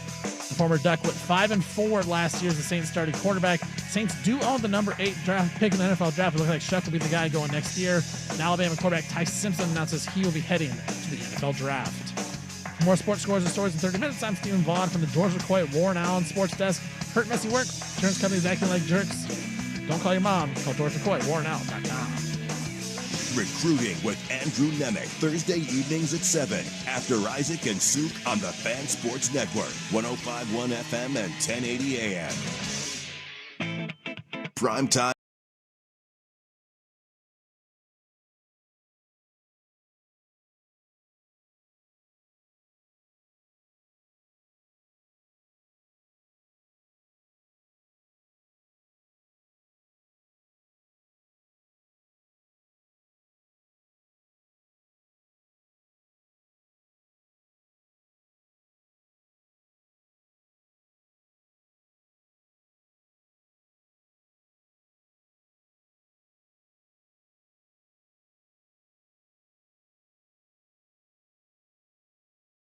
Nice, juicy little Wednesday. It's a little wet out there. That's why I said juicy. Yeah. It's juicy out there. I was trying to cross over the parking lot. There's like I don't know, there's like a grassy area in between the two parking spots, and I tried to ford the river, and it didn't go well. Did you get muddy shoesies? I had to backtrack. I had to abandon about halfway through it, and I had to come in and wipe the shoes. Yeah, we've got a lot of rain the last 24 hours. It's a bit ridiculous out there. I'm Isaac. Hello. Big Sook is right over there. And ladies and gentlemen, for those new to the program, we have a new producer. His name is Stephen Vaughn from Milwaukee, Oregon. Right here. He's doing a great job. The OG. This is day number 4. Yeah, that sounds right. At the helm. And we're happy to have him. Coming up tonight in the club, we will discuss a live streamed death. Ooh. Yeah. Boy, it wasn't. Was it meant to be? Well, I'll tell you what this guy was trying to do. Okay. I mean, it's not as morbid as you think, even though he did perish. Because nowadays, this is like anything bad happening, no one runs or tries to help anyone. We just film it. So I just assume now that if someone dies a horrific death, it's on camera. It's quite troubling. In fact, we had someone shot in the face today in Minnesota, and I've seen that video about 8,000 times come across my timeline. Nothing weird about that. I think we got to get into some NFL Wildcard Wednesday wontons, don't you? Well, now I just want a wonton, damn it. Well, more like a crab. Well, you're not only going to get, you can have wontons, but you're going to get NFL Wildcard Wednesday wontons. That's so good. So I've got some. Going to the Blazer game tonight. Can they get? Can I get a wonton over there for once? For God's sakes. You think they have wontons? Well, we go with my gal's company suite. We get tickets every now and then, so they do a nice little spread. And God, sometimes must be nice hanging out in suites and country clubs. It's not bad. Jesus, man. Maserati over there. God, believe me, nothing I'm doing. Just picking the right friends and the right gal to hang out with. But like sometimes they have like they do a nice little spread and it changes. And I just say the last couple times, be a little. Well, it's only going to be so good over there, right? Could be a little better. Last time they had a chili bar, and quite frankly. Ooh. No one was happy about it. The public chili bar is always an avoid. Yeah, what are we doing? Yeah, why would you even do that? Chili bar? That's not acceptable. If I am a company that paid a bunch of money for a suite and you gave me a chili bar, thank you. I am writing a sternly worded letter. Yeah, not thrilled about it. Crappy pizza all day. Yeah. I just because the kids will like it. Yeah, I'm saying the last couple times it's been a little. Now, do they stock the bar for you? You get basic wine and beer, and then everything else you have to pay for. Yeah, that's standard. You get like 3 beers, and like you get a red, a white, and like a rosé. And yeah, I mean you can't just drink top shelf tequila all night. No, on the company. No.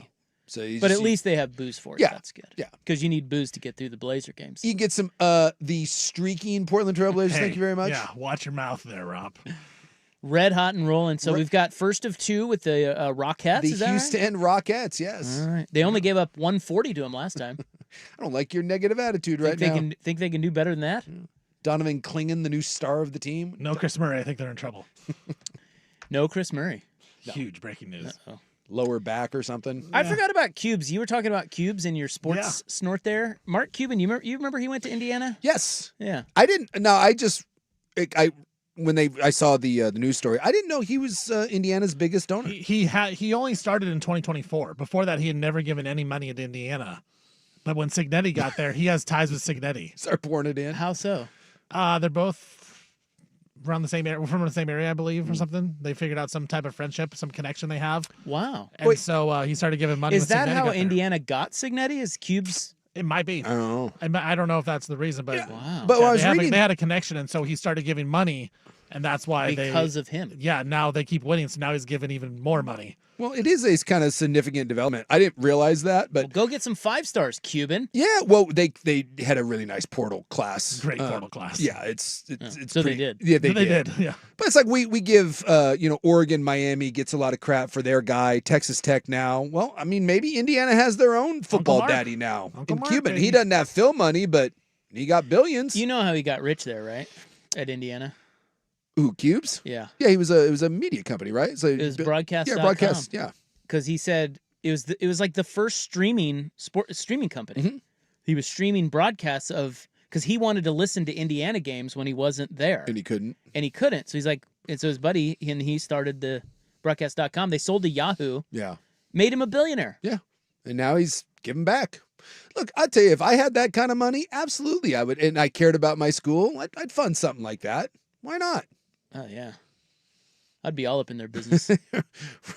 Rob's just involved in. You wouldn't be involved in Kansas football, though. You'd be basketball. I'd let Bill Self do his thing, but I got a few notes for Lance Leipold. Maybe he might want to catch a lunch or a coffee. So Signetti and Cuban, they both have Pittsburgh area roots and were born in the same hospital, only 3 years apart from one another. Oh. And so once he got hired, Cuban started giving money. Okay, but they didn't know. I mean, them being born in the same, They're from the same area, so I think he was just kind of happy, probably. He's like, hey, here's a Okay. I love that analysis. I think he was just kind of happy, probably. Like if you had someone that if they hired a football coach at Kansas, it's Cubes is worth what, like $3-4 bill, right? So you're worth more than that. Is he? I think so. Okay, well, whatever. Let's say you're worth a couple bill, and Kansas hires $4 billion. $4 billion. Not that much. Yeah, like he's rich, but he's not. Yeah, it's okay. He's not like 20. I got $6 bill over here. Oh, Net $6 worth? bill? Yeah. Okay. Well, because he sold the Mavericks. Right. He probably has way more than that. Okay, whatever. I'm giving you $10 billion. All right, you got okay. Isaac Rao. I'll give you 10. Yeah. And Kansas football hires a coach from Salina. Yeah. You're telling me that you know who that is? Who? Brent Venables. He's from Salina? Yes, I've told you this Okay. multiple times. So it'd be nice if you listened to me. You're telling me that wouldn't get your Salina pants a little tight? You'd be more inclined to write some checks. It would be better if it were the great Marvin Diener. Okay, then it's Marvin Diener. How about that? He won multiple titles at Salina Central. There you go. Marvin Diener. Venables, I could take or leave. I don't care that he's from Salina. I just want to win. I like Leipold. Okay. He's kind of an old red ass. He's my style of guy. Well, I can see why Cubes would get excited about Signetti. And now I think it's kind of bush. Look, the guy's got $6 billion.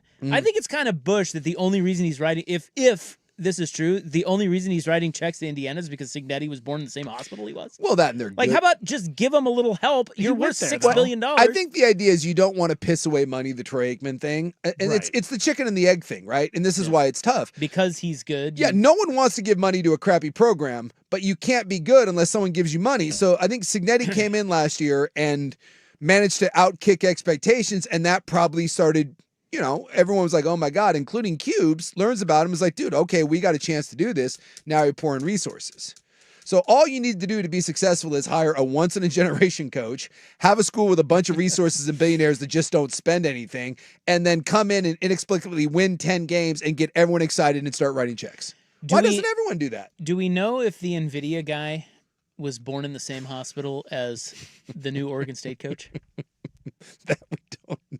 Is it Wong? Wouldn't that be something? Yeah. If that dude, all of a sudden, who's the Oregon State coach? What's his name? Jamarcus Shepard. Jamarcus Shepard. Yeah.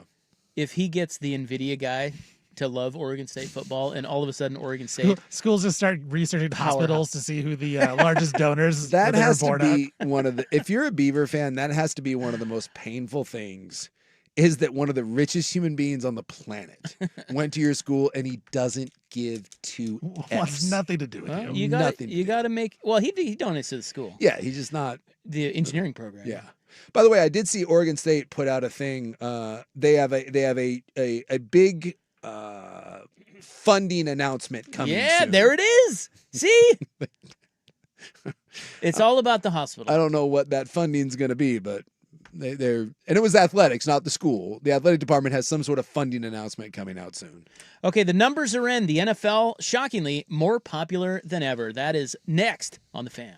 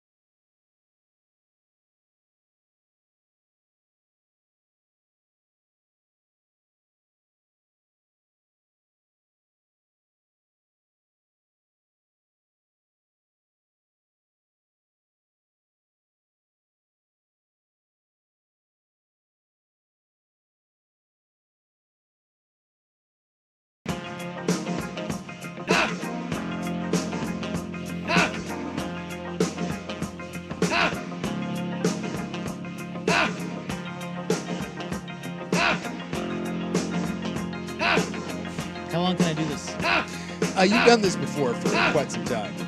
Yeah, I just wait till somebody is like, really? Really, Rob? Grow up, please. What? Okay. New numbers in. Okay. TV numbers. NFL viewership is up 10% this season. Shocking.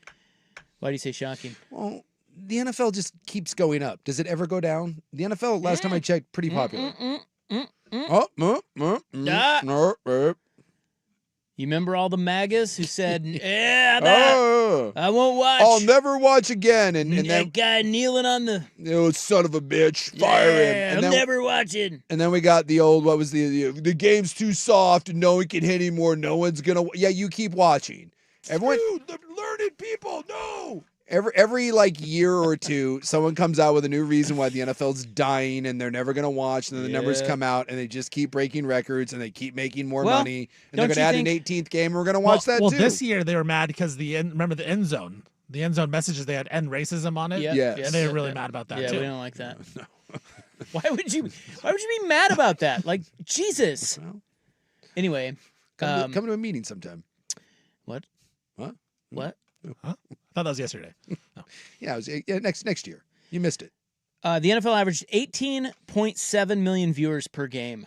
That is the second highest audience average since they started keeping track in 1988. And that just averages. And so, there's bad games mixed in there. What do we did? It was at Thanksgiving or Christmas we got a 60 million number. It was Cowboys-Chiefs. Cowboys-Chiefs. Yeah. 60 mil. Yeah, that is the most watched regular season NFL game of all time.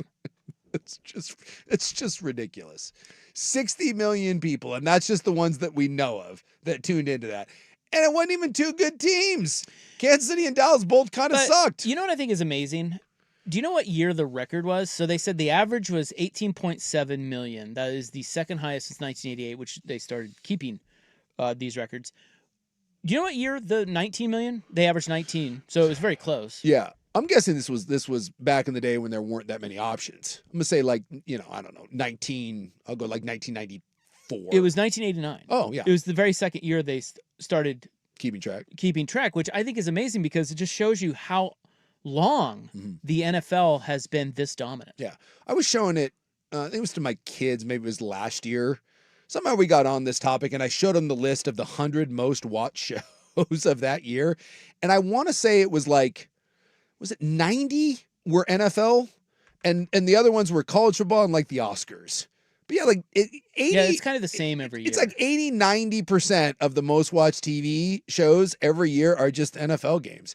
And a lot of times it's not even like, it's not like it's the AFC Championship or whatever. It's just week 7, right? Pittsburgh, Baltimore, 29 million people. You're like, oh my God. It's the one thing that is kind of DVR proof and people still tune into it live. Well, and it's an incredible soap opera. Oh, and someone is asking, did they end racism with the end zone thing? Yeah, I think they did. Oh, thank God. I think I heard that. Nice. Congratulations, everybody. We did it. Or the NFL did it. Well, they're saying that they changed the way that they measure out of home viewers. So it used to be they only would measure the top 44 media markets, which is only like 65% of the country. Yeah. Now they've expanded that. Okay. So they're getting a bigger number because of that. We're getting a better idea of what they didn't think that the hillbillies and the hill people or whatever weren't watching the NFL. That's like right up their alley. Well, what are you talking about? Hawaii and Alaska still aren't counted. Oh. I don't know why. So when you say 60 million, we're getting more than 60 million that are actually watching these games. Yeah, probably. Yeah. I mean, it's just it's not like an exact thing. Well, it's a cultural. It's like radio ratings. Yeah. You're just taking your best shot at it. But I mean, the NFL is just it's a juggernaut. It also doesn't count the illegal streamers. Not that I would know anything about that. I wouldn't either. What's the new what's the new website everybody's supposed to go to now? Oh, now it's about boxes. You don't have websites. Oh. You got boxes. Well, the last year it was Stream East. I got shut down. RIP. I'm sure a new one has popped up. I Google TV app and pops right up. I can watch any game, any channel. What? You just TV, Google? TV app, yeah. So it's an app? I think you can probably get it on the app, but I just get it on my phone or on the computer, then I can stream it to my TV and it works perfectly. Yeah. It's that easy, huh? That easy, man. Or you can go to Walmart and you can buy a little magical box. It just solves the problem for you. It's really not that hard. It's insane. Everyone is always they're so hesitant to do it because it feels like it shouldn't work, and yet it does. And yet it does. Not that I would know, but might work. So the NFL is very popular. Yes, that much we know. Yes. Up next, NFL Wildcard Wednesday wontons. I've got tidbits. I love a good one. Can we get a sweet chili sauce with it? Sure. Because if you're having a wonton, I would like some dipping sauce. So we'll get to that when we get back. But first, Stephen with SportsCenter. Now, from the George McCoy and Warren Allen Sports Desk, a Sports Center update on the Fan Sports Network, 105.1 FM and 1080 AM. First on the Fan, Oregon head coach Dan Lanning, along with 7 other coaches, have been named finalists for the Bear Bryant College Football Coach of the Year award. 2 of the other finalists are also still in the CFP, Mario Cristobal at Miami and Kurt Cignetti over at Indiana. And we will have Indiana versus Oregon in the Peach Bowl live on the Fan on Friday. Indiana Hoosiers 3.5-point favorites over the Oregon Ducks. Former Oregon State star wide receiver Trent Walker, he's announced his commitment to the University of Houston. Walker was a star last year. In the last 2 seasons, he totaled 149 catches for the Oregon State Beavs. And Mark Cuban, he has announced that he's going to be giving even more money to Indiana University to keep them really good at football. Cuban wrote to Front Office Sports in an email. He said he's already committed for the portal this season, and he said they are happier this year than last year, meaning he's giving more money this year than he did in years past. New Orleans Saints, they are preparing to move ahead with Tyler Shuck as their starting quarterback in 2026. Shuck took over for Spencer Rattler in the middle of the season. He then went 5-4 as Saints starting quarterback. Saints do own the number 8 pick in the draft, but it looks like Shuck will be the guy going forward. And speaking of the NFL draft, Alabama quarterback Ty Simpson, he announces he will be heading to the NFL draft after this season. For more sports scores and stories in 30 minutes, I'm Stephen Vaughn from the George McCoy at Warren Allen Sports Desk. Hurt and missing work? Insurance companies acting like jerks? Don't call your mom. Call George McCoy at WarrenAllen.com. Your home for Seahawks football, the Fan Sports Network.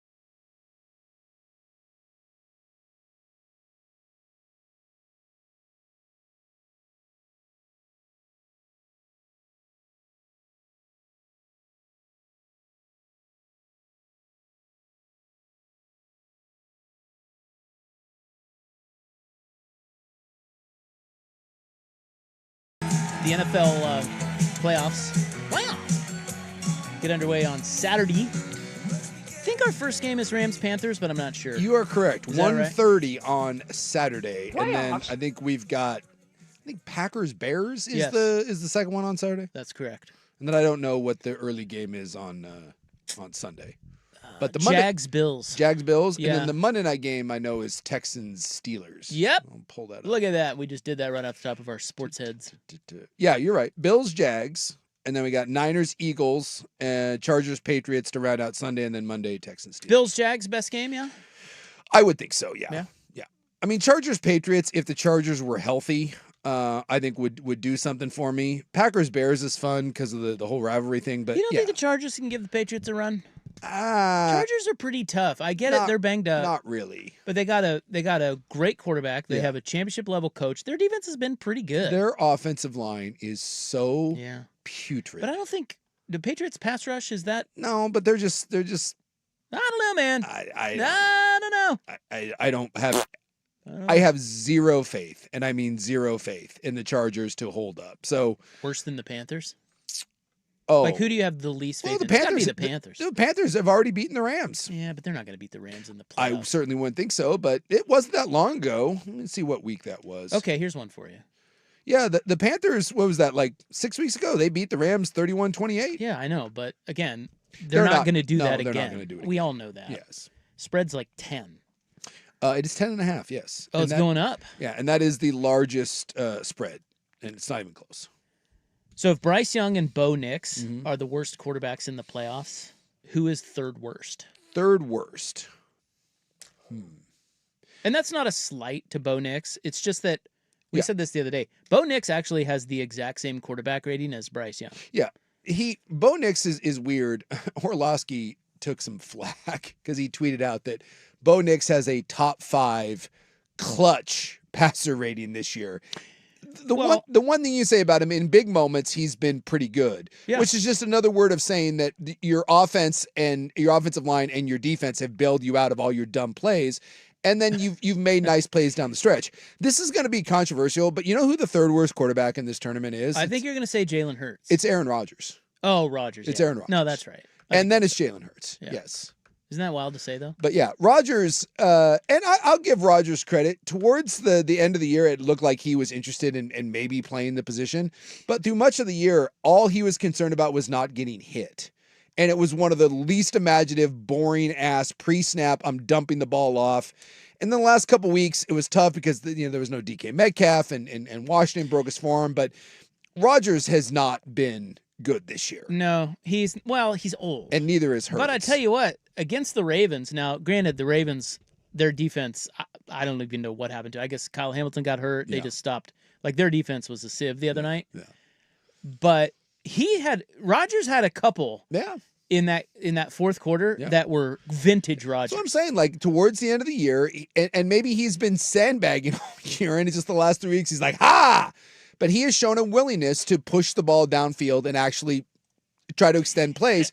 Hurts has been bad, but the one thing you say about Jalen Hurts is he doesn't turn it over. And come playoff time, I get it. In the regular season, this has largely been Jalen Hurts. You got to give that dude credit. In the playoffs, that guy's he lets him drop.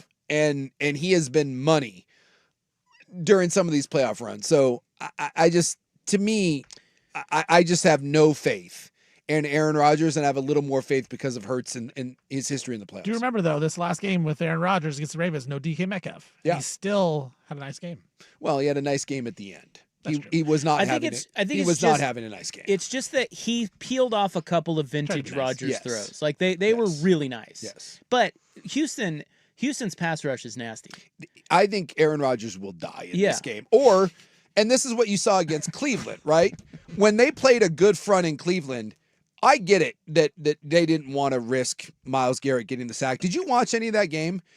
That was Bengals Browns? No, Steelers Browns. Steelers Browns. Yeah. No.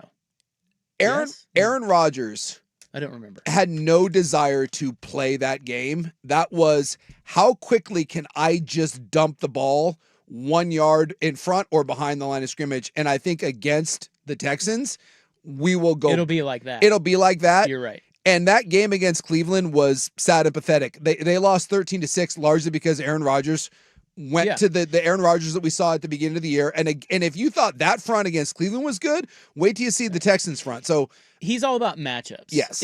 And that's why I say the Ravens weren't getting a pass rush. Yeah, a pass rush. Their secondary was depleted, and so Rodgers looked good. Yes. Rodgers he will not look good against Houston. I think he will look terrible. He will not look good. Like the team he needs to play if he were in the NFC is San Francisco. Yes. He could sling it all day against that defense. No pass rush whatsoever. But against like the Eagles, against the Texans, he's irrelevant.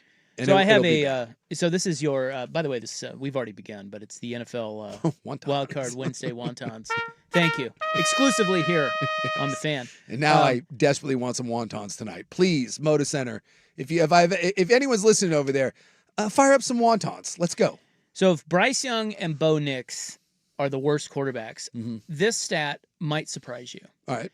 But Bryce Young, did you know that he broke Josh Allen's record for the most game-winning drives in the fourth quarter and overtime under the age of 25? First off, I didn't know that was a record. I didn't know Josh Allen had that record. Allen had the record. I sure as hell didn't know that Bryce Young broke that record. Bryce Young has 12 game-winning drives in the fourth quarter or overtime, breaking Josh Allen's record. Really? Yes. Huh. Very hard to reconcile. Are we going to have to start trying to ask the question again, is Bryce Young good? And the answer to that question is no, he's not. Well, I'll tell you what, if they win that game, yes, you're going to hear that. You'll hear that. You watch Get Up on ESPN. They'll be talking about that. Let me state for the record, once again, for the people in the cheap seats, Bryce Young is not a good starting NFL quarterback, and under no circumstances should the Carolina Panthers give him an extension. Just don't. You have a couple years. You need to go find a quarterback in the next 2 years before you have to make that determination. Bryce Young is not the guy. Plain and simple. Any chance if they lose, they make that decision early? It's possible. Like I think they know they're gonna lose. They know deep down that he's good enough. And this is the problem we have. NFL teams pay too many quarterbacks that are, quote, good enough. Bryce Young should not be that guy. What about all these quarterbacks that have had kind of reclamation projects though? That took a couple years to figure it out. Yeah, Sam Darnold. Let someone else figure it out. You don't think Bryce Young can do that? I think his size and his limitations in the pocket will always keep him from being good. I had this in the notes to talk about another time because it's kind of evergreen. Yeah. But since you brought that up, I was reading the Wall Street Journal the other day, had an article on this quarterback. I'll see if you guys can guess who this is. And it was, this is the guy that is going to be, there's going to be a bidding war for him. He's an NFL quarterback. Did you see this? I didn't, but I have a name. There is a quarterback who is coming up on free agency who has played well enough that there will now be a bidding war for his services. And he is exactly like you're talking about. He was absolutely written off. Nobody cares about him. And now all of a sudden he's looked pretty good. We're talking Mac Jones? That's what I was going to say. No, that's a good guess, but no. Malik Willis? Willis. There you go. There is going to be a bidding war for Malik Willis. I heard like $60 million. Well, for how many years? Yeah, over like 3 years, maybe. 3 years. Yeah, he'll be a starter. Yeah, because if you watch him play, it's pretty good, dude. He's gotten a lot better. Yes, and if you're the Indianapolis Colts, I would go down that road, and someone will take a shot on Mac Jones. Let someone else figure out the Bryce Young thing. That's not it. Because look, all these reclamation projects, they're fine. Don't get me wrong, right? Like Sam Darnold is nice. If the Seahawks don't win a Super Bowl, it will be because of what? Sam Darnold. Mm-hmm. Baker Mayfield's nice. Although, now we're starting to see some of the limitations on Baker down there. There's a difference between a reclamation project that turns out to be a solid quarterback. And I like these guys. I'm the one that said I like Geno. You can find these guys. But let's also not act like they then become Drake May or they become Drew Brees or someone like that. So is there a path to build an elite team around a cheaper quarterback? Sure, because you only have to pay him 20, 25 mil for Sam Darnold. But when push comes to shove, I actually need to see one of these reclamation projects actually lead a team to something meaningful. But until then, it's just a patch. And I don't want to take a team like Carolina, if I'm the Panthers, and say, well, I'm just going to bet that in 5 years, Bryce Young's going to become something. You can't do it. Everyone will be fired by then. So you move on from Bryce, take another bite at the apple, and if 3 or 4 years down the road, Bryce Young turns into something, by all means, tip your cap to him. But you can't, if you're the Carolina Panthers, keep going on like Bryce Young is going to be the future of your team. You can't. The one I wish we could have seen was Daniel Jones with the Colts, because the Colts were rolling, and I do think the AFC is wide open. Yeah. Like that but you were starting to already right before he got hurt. I say it's the Scooby-Doo. The mask was already starting to get pulled off, and it was going to be like, oh my God, it's Daniel Jones all along. I definitely wasn't buying them, but I would have loved to seen it because I like Steichen as a coach. Yes. I think that the AFC's wide open, so it would have been interesting. Well, he would fall then. I think he was headed towards the Darnold, Geno Smith territory. Good enough. But I think it's also interesting to note that most of those guys get with great offensive coaches. Yes. That's what happens. That's why you saw Mac Jones with Kyle Shanahan. Yeah. All of a sudden, Mac Jones looks pretty good. Yes. Well, because Kyle Shanahan's good. He knows Mac Jones' limitations. Same with Malik Willis with LaFleur. Yeah. And then Steichen with trust me, Malik Willis in Jones. LaFleur system, the same thing with Shanahan, which is like a pure progression system. We're not asking you to think a bunch. Remember, there was this whole debate going around. Who was it? I think Kurt Warner was talking about it. Kirk Cousins. It's the progression versus reading the defense, right? So in Shanahan's system, he's asking his quarterback to basically not read defenses, right? You come up, it's not pre-snap. It's at the snap of the ball. I'm asking you to look 1, 2, 3, 4, 5. And as you go through your progression, you get rid of the ball. And you're not asking him to go up to the line of scrimmage and get in or out of a play. You have one basically check. You have you have 2 plays on every time you come up to the line of scrimmage. So if you see the defense give you one look, you have one other play that you can check out of. So it's kind of training wheels offense. So someone like Mac Jones can go into that offense and you can operate. If you're a smart guy and you can work through that system and you can play in the confines of that system, think Jimmy Garoppolo, right? That works. But there is a huge limitation on someone like Mac Jones. He can only play in an offense that's built that way. And even playing in that offense, there's still a ceiling to it, which is why I said you can be good enough. But if you actually want to win something and you actually want to build your team around a quarterbacks like that have never been the answer. And so why you would extend and pay someone like that, when you do it, you end up with the bad quarterback contracts. And Malik Willis, who I think someone obviously will take a shot at that, and I'd be interested to see.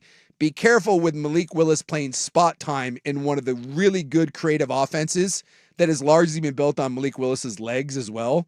And Matt LaFleur, if we take him and we put him in a bad offense that isn't well structured, you may see the Malik Willis that we saw down in Tennessee. In my last Carolina Panthers nugget for you, I'm sorry, wonton. Yeah. Not a nugget today. Is that if you want hope for the Panthers to beat the Rams, please understand that Dave Canales, the head coach of the Panthers, he was the Seahawks wide receivers coach for Beastquake. Really? And the Seahawks were under 500.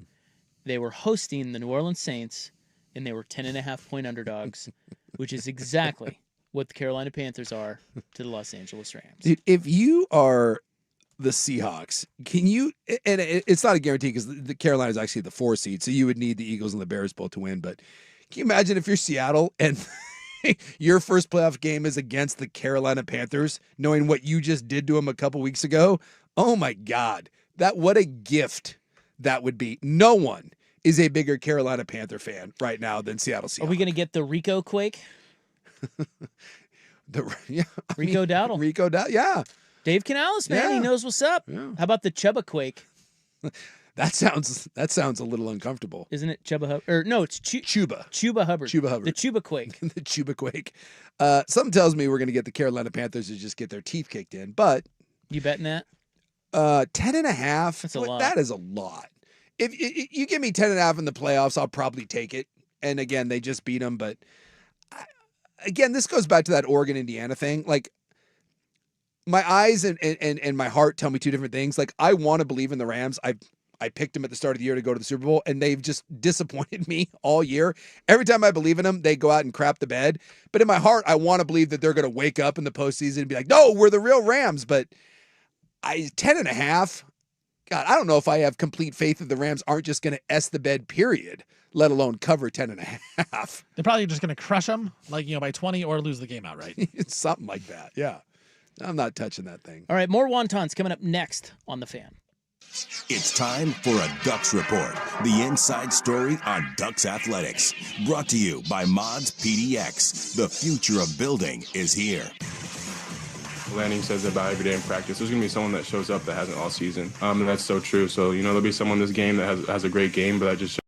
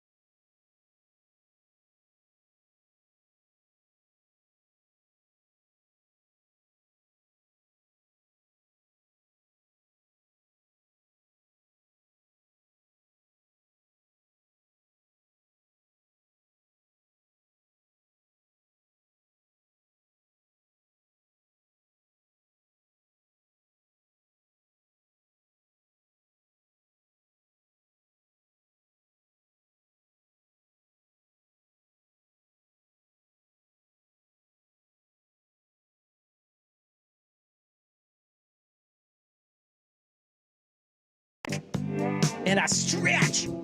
Forgot to mention this. I teased it earlier, but we moved on to something else. But it was announced today that Ty Simpson is going pro. Yeah, he's going to the draft. I think this is more he fears the class coming behind him. This is a very weak quarterback draft. Alabama quarterback who at one point was viewed as maybe the best in this class, and then the back half of the year it really tapered off. But if Dante Moore doesn't come out, and we don't know, I mean, that's 50-50 right now, Simpson's probably the second quarterback in this draft. If you look at next year's, again, we said this about this year's class, but next year does appear to be a much, much deeper class, and he could go from the second quarterback to maybe the sixth, and that's a huge difference. So the other one, the Alabama freshman, they're saying that Ty Simpson might not even be guaranteed the job next year, that this Alabama kid may unseat him. So this may be he's just fleeing to take the money now and not have to worry about it. I think I'm just a little surprised that he wouldn't try to. If DeMond Williams is getting $6 million or $4 million, Ty Simpson would get $5 million to go be a quarterback somewhere. I was reading one of the draft beatniks was saying he was top 30. Yeah. And he's not a top 5. Yeah. Which is kind of that sweet spot where you still make first round money. But you'll be on a better team. But you'll be on a better team. Yeah. That's not bad, dude. No. I mean, because if he comes out and if Moore comes out, he'll probably be the third quarterback, which means he probably goes somewhere in the 9 to 15 range. And who are we talking about? This may be, if you're Ty Simpson, the dream spot is like you go like 11, I think, to like the Rams. So, I mean, there may be something there, which is also I wonder what happens with Dante Moore. Because if Moore comes out, he's 1 or 2. And does where he go and play, does that play a factor in this? I mean, he has a huge decision to make. And my guess is he's kind of let Oregon know, or at least a leaning, because if he's going to be gone, I would assume that Oregon is going to be involved in a Sam Leavitt or some other portal transfer real soon. All right. Keelan Russell, by the way, is the Alabama freshman. Yes. 5-star. And some people think that he will push. If Simpson came back, he would push him. Back to our wontons. I've got so many here. We're going to have to push these a lot of these into tomorrow. Okay. Let's look at Chargers-Patriots again, because we mentioned that game earlier. Yeah. Do you know which AFC team allowed the second fewest explosive plays? I'm guessing it's the Chargers. Your Los Angeles Chargers. Chargers defense is good. Exactly. So good defense, good quarterback, good coach. If I could take a team, against a team that hasn't played a top 10 defense since week 8. Yeah. I just... when I Steve watch, and I are on the same page here. When I watch the Chargers play, there is not a team that is carrying this sack of whatever further than what Justin Herbert's doing. And I am not a Herbert apologist. In fact, I'm the exact opposite. I'm one that I think Herbert early on in his career got way too much credit and not any of the criticism. Justin Herbert and what he's doing, if you gave me an average quarterback, not the worst, average. I'm trying to think who's the 15th best quarterback in the league or the Whoa. Oh man. I mean, I'm just give me Baker. Yeah, if you put Baker Mayfield on this Charger team, I think they win 6 to 7 games. And with Justin Herbert, they've won 11. This is one of the truly unbelievable quarterback years that we've seen, and he just gets the hell kicked out of him every week, and he just keeps coming back. I love what Justin Herbert's doing. Good defense, good quarterback, good coach, catching points. I just don't have. That's the formula in the playoffs. Sign me up. I just don't have any faith. I just don't have any faith in the postseason that he can. Drake May, sacked 47 times this year. Yeah, 4th most. Yeah, and pressured 232 times, 2nd most. Well, I will say this: that is as little faith as I have in the Chargers.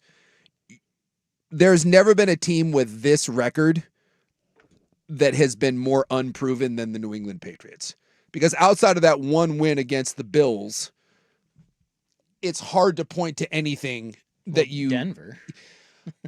Oh, yeah, they did beat Denver. Well, no, I'm just saying, like, Denver is a team that's yeah, pretty unproven, too. Yes. So they didn't... Yeah, the Bills are their only win, right? Against a quality winning opponent? team. Yeah. Yeah, they've only beaten one winning team. Yeah, they beat the Ravens, but that was with Tyler Huntley as well. But the Ravens didn't end up with a winning record.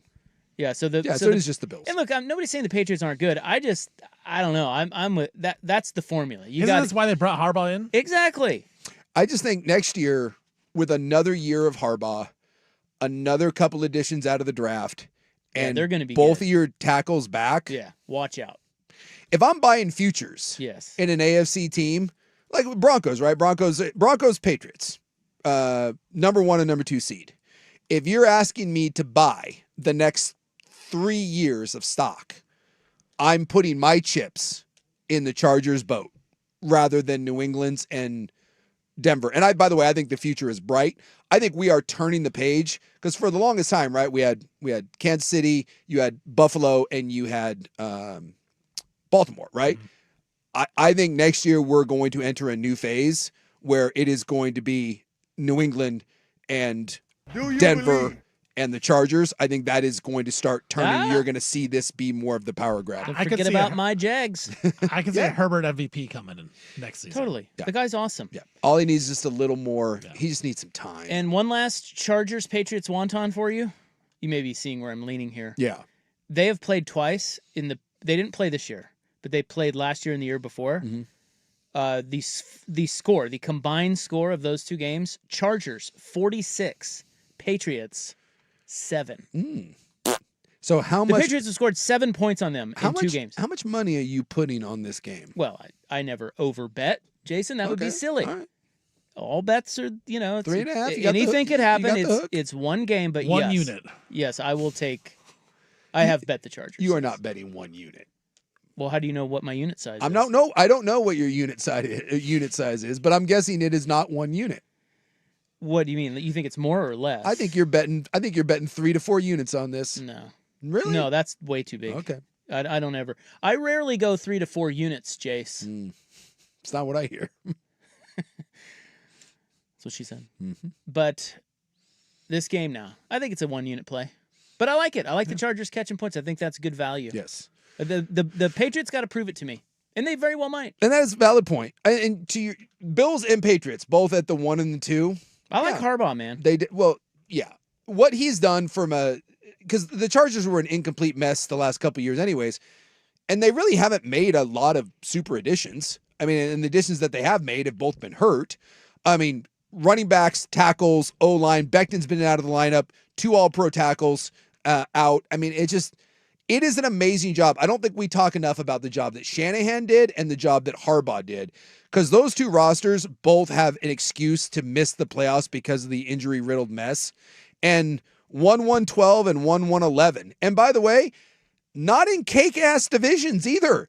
The Niners won 12 games in the hardest division in football, and I know it was a bit of a down year for the Chiefs, but the Chargers won 11 in the AFC West. Yeah, the Niners had a pretty easy schedule, though. Yeah, they did. If you look at some of their wins. Yeah, still. But still, yeah. You played in that great division, job. and you won 12 games. Yeah, they did a great job. And we can talk about it more tomorrow, but the Eagles, they're not going to beat the Eagles. I wouldn't think so. The Eagles' defense looks like it's starting to kind of round into form. Great. And we'll see what happens. I don't want them in the Super Bowl. Oh, they're not doing that. Oh, you don't think they're going to the Super Bowl? I don't think so. Who's your Super? Have we got your? Can we get that tomorrow? Yeah, we can get it tomorrow. I want the official Big Sook Super Bowl pick. Well, my AFC pick is bust because they didn't make the postseason. But is that Baltimore? Yeah, Baltimore. Yeah, but I just mean of this bracket. Yeah, because it's hard. Like I was looking at it today. Like I have no idea who's going to be in the Super Bowl. But my preseason was Baltimore. And if Matthew Stafford played, I think I said 13 games, it's Stafford. And if not, it was the Packers. The Packers have flown the coop. I have zero faith in that. So the only team that I thought was a Super Bowl team that's still alive is the Rams, and I have no faith in the Rams anymore. So they're pretty good, man. They have the second best odds. Yeah. You want to talk about a team that needs to prove it to Pick me. the Seahawks. Do it. They might be the most complete team, but do it. I think if the Rams and the Seahawks play, I still think I would pick the Rams. Okay, my silly little sports bunnies. We've got to move on to the club. We'll get Sook's Super Bowl pick tomorrow, which will most assuredly be wrong. And so will mine be. Mine will be so way off. But that's why you come to this program, right? You make a commitment.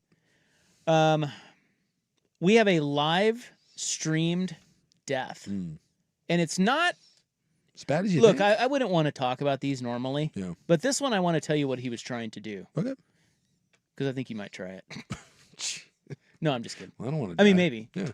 But he did die. That's next in the club on the Fan. Someone I believe in was arrested for a DUI. What can I do?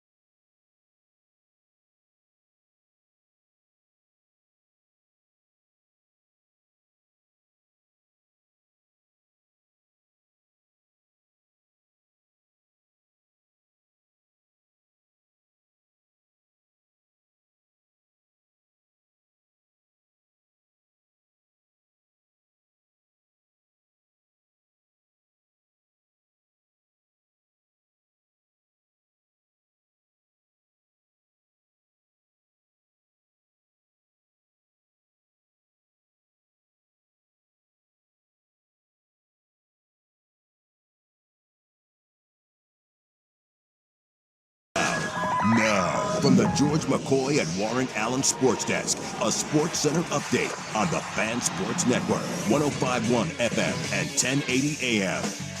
First on the Fan, Dan Lanning, the head coach of the Oregon Ducks, along with 7 other coaches, have been named finalists for the Bear Bryant College Football Coach of the Year award.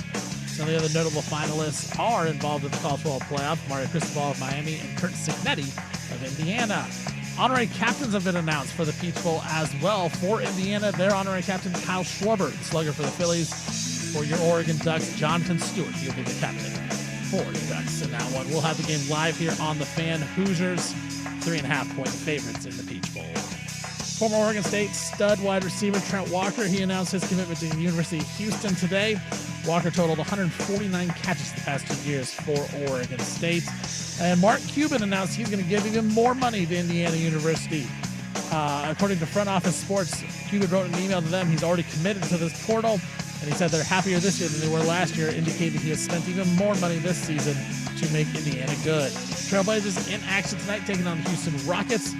Chris Murray out for the Trailblazers. Alfred Sengun out for the Rockets. Rockets 7.5-point road favorites over the Trailblazers. And the Saints are preparing to move ahead with Tyler Shuck as their starting quarterback in 2026. Shuck went 5-4 as the Saints starting quarterback last year. For more sports scores and stories in 30 minutes, I'm Stephen Vaughn from the George McCoy at Warren Allen Sports Desk. Hurt and missing work? Insurance companies acting like jerks? Don't call your mom. Call George McCoy at WarrenAllen.com. The home of Primetime with Isaac.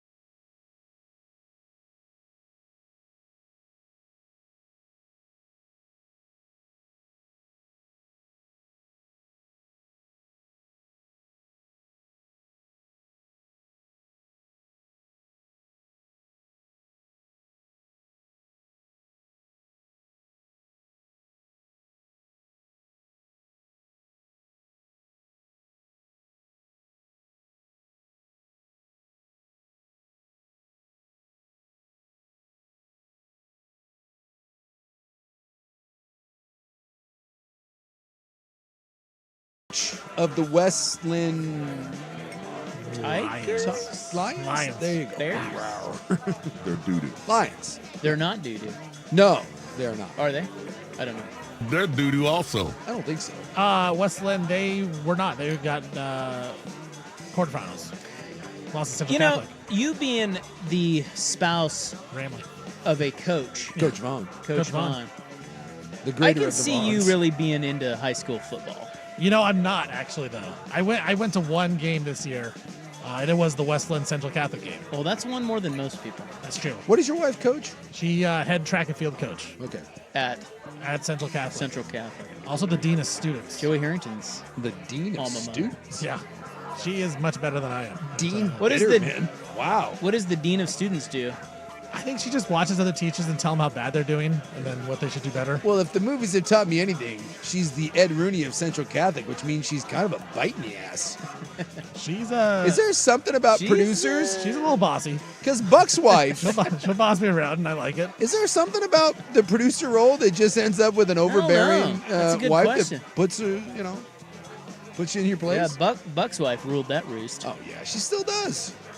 Meanwhile, you and I. Does your wife go to PTA meetings and No, she is not that. make Is she a sure Karen? that speed bumps are put in place? Does she have Karen tendencies? She's no Karen, but she likes to say like if someone gives your opinion, she'll say, "I hear what you're saying," and then she goes off and says other things how you're wrong.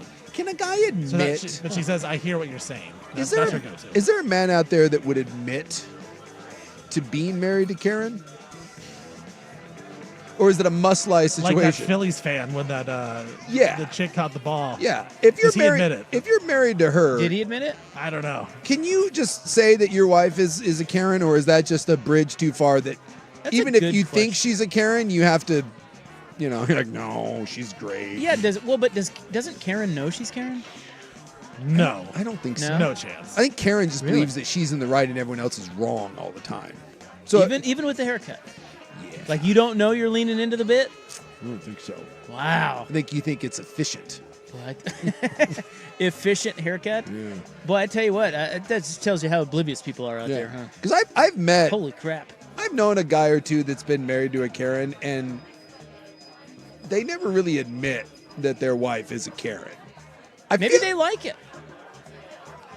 Do You know? they? Well, you know my theory on marriage. On that marriage, he just doesn't have another option. That dude's just, he ain't going anywhere. And then maybe after the divorce, you can admit that there's some Karen tendencies. But I think when you're in the hurricane of Karen, I think you're just in survival mode. And I don't think you can. It's like being married You're to trapped. You're being married to you're Voldemort. You just don't say the name. It's just it's best if you just pretend that it's not happening. Well, you don't see it, right? You don't see it. And then, like you said, if you get divorced, it's the glass shattering moment. Oh, I was married to a Karen. Yeah. You think so? You think that's what it is? Yeah. They're blind. Maybe I'm blind. I don't know. They think of the woman they married, not the woman that she turned into. Yeah. Because you aren't. Are you born a Karen, or do I you don't develop think so. into a No, Karen? I think you develop into being a Karen. Don't you? Like the Karens, the Youngs don't care enough to be Karens. I wouldn't think so. Right? I think Karen is, although Karen tendencies are there. Like, it's the same thing. Like, there's people. Buckle up. Yeah, there's people that were once skinny and then got really big. But normally, those people, when you see them when they're younger, there's big people tendency in there. A lot of friends are fat. I think that's Karen. I don't think that you're necessarily. I think there's people that come out of the womb and they're Karen, but I think there's a lot of people that weren't Karen. But if you looked closely enough, you're like, you're like a couple bad bosses, maybe an interaction, a bad breakup. You're close. There's Karen tendencies. Yeah, you probably can't hide it. Yeah. Like every once in a while, you say something like, "Aha, I think you're a closet Karen. You're a future Karen." Now, this man will remain obviously anonymous, but I just got one of these on the text board. I am married to a Karen, but I would never admit it. See, I think that's what he just did. Well, but he's anonymous. Although we could out his number, find out who he is. Is that because he's scared of her, or because, like, why wouldn't ridicule? you? Like, so why wouldn't you admit it? No, because your friends would make fun of you. No one wants But they do behind your back anyway. Yeah, but at least it's behind your back. Right, that's your face. Like I always thought, and God. look, I love Ryan Buckley. I do. But every time I brought up Buckley's wife, he got really uncomfortable. And well, she would listen. Yes. And that's the thing, like when we were interviewing Steven for the job, what's the first thing I said? You better have some thick skin. Yeah, you said we're gonna make fun of you, and we really like our drops. Yes, those are the two. Those things. are the two things. And And it's a big things about deal. the job. Thank you very It's much. amazing the way I don't hear any applause for that. And we love Ryan See? Buckley. Perfect. And Buckley never said not to do it, but he got uncomfortable when the topic of his wife came up. Because he knew, one, she listened. Also, we had family members that relayed what we said back to her. Well, he had to roll with it. And he had to roll with it. Yeah. I know Coach Vaughn listens, so Coach Vaughn's a listener. I'm not But worried about it. If she's a but there's a difference between a family member who listens because they're a family member and an actual person who likes our show. But Steven said before she listened. Yeah. She was. She understands She our gets the show. bit. She gets Yeah. the bit. Yeah. Now, I have a family member who listens to our show that does not. And it's uncomfortable. Yes, I have one of I those. too. hate that. Yes. I just, it's better if you don't listen. Just don't.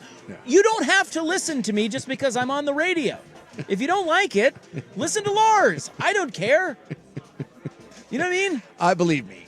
I have dealt with that so many times, and my It's really and my uncomfortable. response to You're not going to offend me. Yes, it's okay. I once had a family member say, "I cannot listen to your show," and you know what I said to her? I said, "Damn it, that is the best feedback. That is the exact thing you should say." It's like, listen, I'm not going to tell you why, but I don't listen. I can't listen to it. Yeah. And I said, "That's perfect. That's all you needed to say." Yeah. Love that. I used to get that all the time when I would. And then I backhanded. When I was attempting. When I was attempting to I'm just kidding. to toe the line of the Lord, the amount of times that I got that from church people, and I would be like, "Don't listen. I'm not making you listen."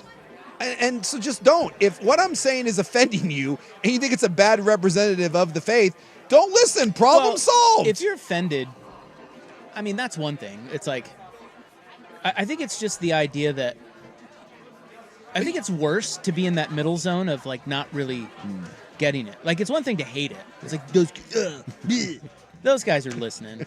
They say they aren't, but they are. Yeah. It's the middle ground. It's like, I don't really get that, but I'm still listening. What are you doing? You're wasting your life. Rage listening. But that's those guys. That's Yeah. what those. That's the prior, like what you were talking about. They're the rage listeners are there. That's Rush Limbaugh made a career off of that. Yeah, Stern, all those guys. Yeah, but it's the indifference. the that indifference. It's like, why are you listening to us then? Because it's on. Find somebody who moves you. It's the Seinfeld thing when they're making the show. Why are they going to watch the show? Because it's on TV. To bring it back to full circle, there's a lot of Karens out there. Most of those Karens are married. So there's a lot of dudes married to Karens that don't want to admit that they're Karens. Yeah. And by the way, whatever, did we determine that the male version of that is the Chad?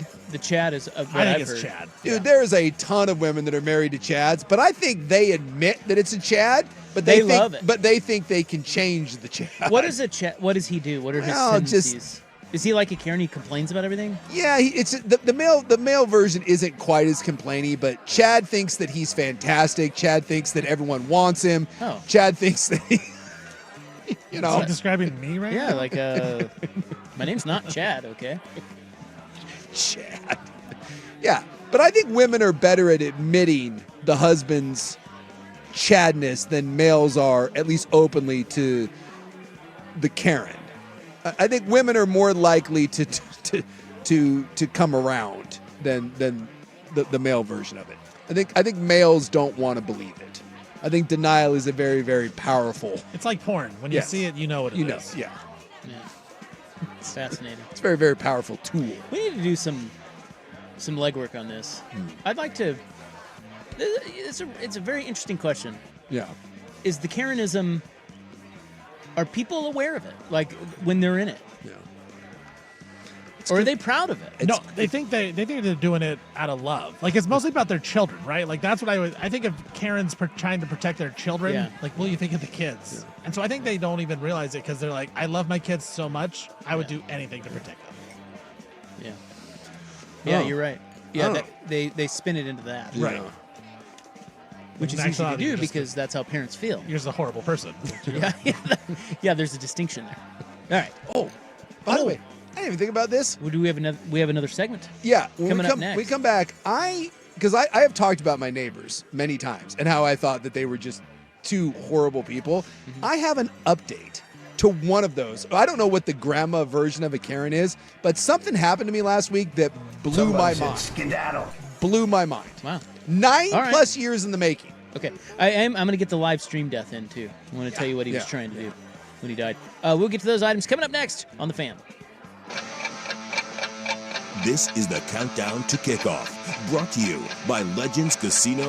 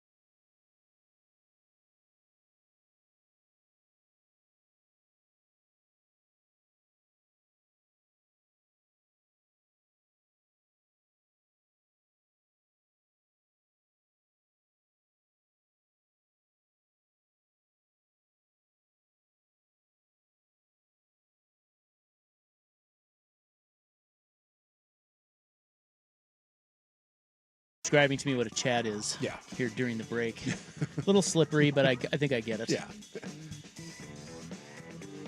Chad. A lot of tea. You've been on a crusade against the Chads of the world for years. The 33.3% less tea. Some of my none of my commentary here matters, okay? No. But if you take anything away from anything I've said over the last 20 years, yes. It is the world needs less testosterone. And look, I'm not saying low T is good. It's not. I'm saying regular T is good. High T is bad. See Michael Irvin. Yes. Okay? The world needs about 26.8% less T. So it's the anti-Chads. Yeah. You're describing Chad as this guy who thinks he's over his own skis. Yes. So he thinks he's way better than he is. That's that. Someone said, texting in, Chad likes to give advice when you haven't asked for it. Absolutely. He's well-actually guy. Absolutely. Actually, you're wrong. Well, you were telling the story about, is it Taylor or Tyler Sheridan? Taylor. The Yellowstone guy. Yeah. Went into one of the nicest steakhouses in the country and told the professional chef how to cook. That's a Chad. Now, you're a successful Chad. You're still a Chad. Well, it's just the idea that you need to get over yourself. Yes. Okay? Yes. No one cares about you. And here's the thing. There's more Chads than there are Karens, but we don't call out Chads the way we do Karens. And that's like a misogyny sort of thing. Yeah, exactly. We only highlight the worst of the worst Karens, but Chad largely goes unchecked because it's like, You're right. There's a Karens macho. do more damage, I feel like. Well, Karens, it's a little more sensationalized, good for social media. Yes. Whereas Chads, they're a dime a dozen. Yes. With the streets are littered with Chads, and so so whatever they do, it's like, oh, I've seen that It's before. just in the background, whereas the Karen stands out. I feel like we have maybe a Chad here at the station. It's possible. I did ask Suk who is the Chad of the fan, and he told me. Oh, I think I know. I haven't told you this. I'll tell you later. Oh. This is an off the air. Do we story. already have Steven Dust up? It's This is off the air conversation. Oh, fantastic. I can't wait. Can we go to break? Okay, so let's get an update on your stupid neighbors. Oh, yeah. So that we hate. I contend that I have two of the worst neighbors that are they're just bad people, and I just choose to ignore them, and we just don't interact with each other. I keep my head down. Now, give us an example of why they would be bad people. Okay, so this is my story. My wife passed away 10 years ago, and I moved from La Center down into Vancouver to be closer to family. I bought the house kitty corner to my mom's where we shared a fence. That way my kids had a place to go after school, be there next to grandma. So I bought this house. And when I moved into it, the fence was dilapidated. The fence had not been touched in probably 30 years, which, by the way, is the same fence that both of my neighbors had. One side of it was being held up by 2x4s that was just leaning against the fence. And so I bought this house. This is the condition of their fence, and it's been that way forever. And they've both lived there for a long time. There's one fence. One fence. And it's theirs. That we all share. Okay, so it's not theirs. It's partially yours. Yeah, it's partially yours. We all share a fence. Okay. And so I move in. The day I move in, and I had 2 bulldogs at the time. The day I moved in, my neighbor called animal control on me because she said that my dogs were trying to attack her dog. And they were trying to get under the fence, and she was terrified for their life. And the animal control lady came over, and I was like, I don't know what you're talking about. Like, I don't let my dogs roam. I'm like, the fence is falling down. I just moved in. And I told the animal control lady, she goes, I'm so sorry you're having to deal with this. I'm like, I'm going to replace the fence. I just moved in. There's the moving truck. So I go next door to talk to the one older lady, and I said, I hear you called animal control on me. And she's like, what are you talking about? And I'm like, I know you called. It's okay. I understand. I'm like, she has this little dog. I said, neither one of my dogs is aggressive. Your dog was barking at mine. Mine were barking at yours. I'm like, I'll make sure they're not outside unsupervised, and I'm going to build a new fence. And she's like, okay. So the next day, guess who shows up back at my door? Animal control. No way. And I'm like, what? And she goes, they called again. And I was like, same person? She goes, I can't say. I'm like, same person? And she's like, wink. I'm like, oh my God. So I go back over to the lady and I said, ma'am, I'm going to build the fence. It's our shared. You dumb bitch. I said, it's our shared fence. I said, I will get this done. Give me a week to get it done. And she says, okay. So I go and I get bids for the fence and I go around to the neighbors. And this lady, I go and I said, this is what I'll do. Because you share a fence with me and my mom. Okay. I will build you a brand new fence. I'll take care of all the labor. I had a deal with a lumber company at the time, so I got a really good deal on the material. And I said, if you just pay $1,400, I said it was like 30% of the 30 or 40% of the cost of the fencing. $1,400, you'll get a brand new fence. And I said, I'll even finish the other side of your fence while we're doing it. You'll have a brand new fence, $1,400. And she's like, are you serious? And I'm like, yeah, $1,400 and we'll get it done. She's like, okay, great. So bring the guys out. We build the fence. Everything is great. She gets a brand new side. I even gave her the good side of the fence. Is this story much longer? So I go next door. And I left a little piece of paper with the note on it. Hey, here's, just whenever you get around to it, no big deal. Don't hear anything. Week or two goes by. Did she stiff you? Yeah. Okay. So I go over and I knock on the door and I said, just check and see how you like the fence. She goes, great. And I said, just whenever you can pay me. It's not a big deal. And she goes, well, what are you talking about? And I said, well, $1,400. She goes, well, that's unfair. I was like, what? And she goes, well, I never agreed to that. And I'm like, well, you did. And I said, that's actually a screaming deal. And she goes, well, I talked to my son and he thinks that's really unfair. I said, ma'am, you got a brand new fence, like a huge, huge property. And she goes, well, I don't feel like I should pay that. And I said, okay, well, whatever you feel is fair, you pay me and we'll call it good. 9.5 years go by. I thought you were going to say $9. Not a dime, nothing. Yeah, and I just was like, whatever, no big deal. I let it go. It wasn't worth my time and effort. And last week, I go and I open the mailbox and there's a letter in there and there's not a stamp on it or whatever. I thought it was like junk mail. Luckily, I opened the thing. It was a letter from my neighbor saying, I'm really sorry about that. She goes, I was confused about, I'm sorry about the fence? Yeah. She says, I'm sorry about the fence. Whoa. I was confused about the 40% that you were talking about. It didn't make sense to me. She says, I never got the invoice that you left on there. I understand you were trying to deal with this in a timely manner. I am so sorry. Let me take care of this, and wrote me a check for $1,400. Wow. 9.5 years later. I did not. Freaking bitch. Blew Did me. not see that coming. Yeah. The original, I was like, what? I was like, it is a decade. And what happened? My son goes, she's dying. That has to be a deathbed thing. It was on her mind. It was on her mind. A decade goes by? She was thinking about it. Yes. Wow. Yeah. That's an upset. Couldn't believe it. Way to go, old lady. Absolutely floored me. The old bag. I have not spoken 20 words to her in a decade, and she wrote a letter and put that in there. How old is she, or how old was she then? She's old. Yeah, so I feel like... What was that? Oh. Sorry, I was trying to get cut out there. New producer. God. Yeah, I think the olds, sometimes you got to cut the olds some slack when they seem rude.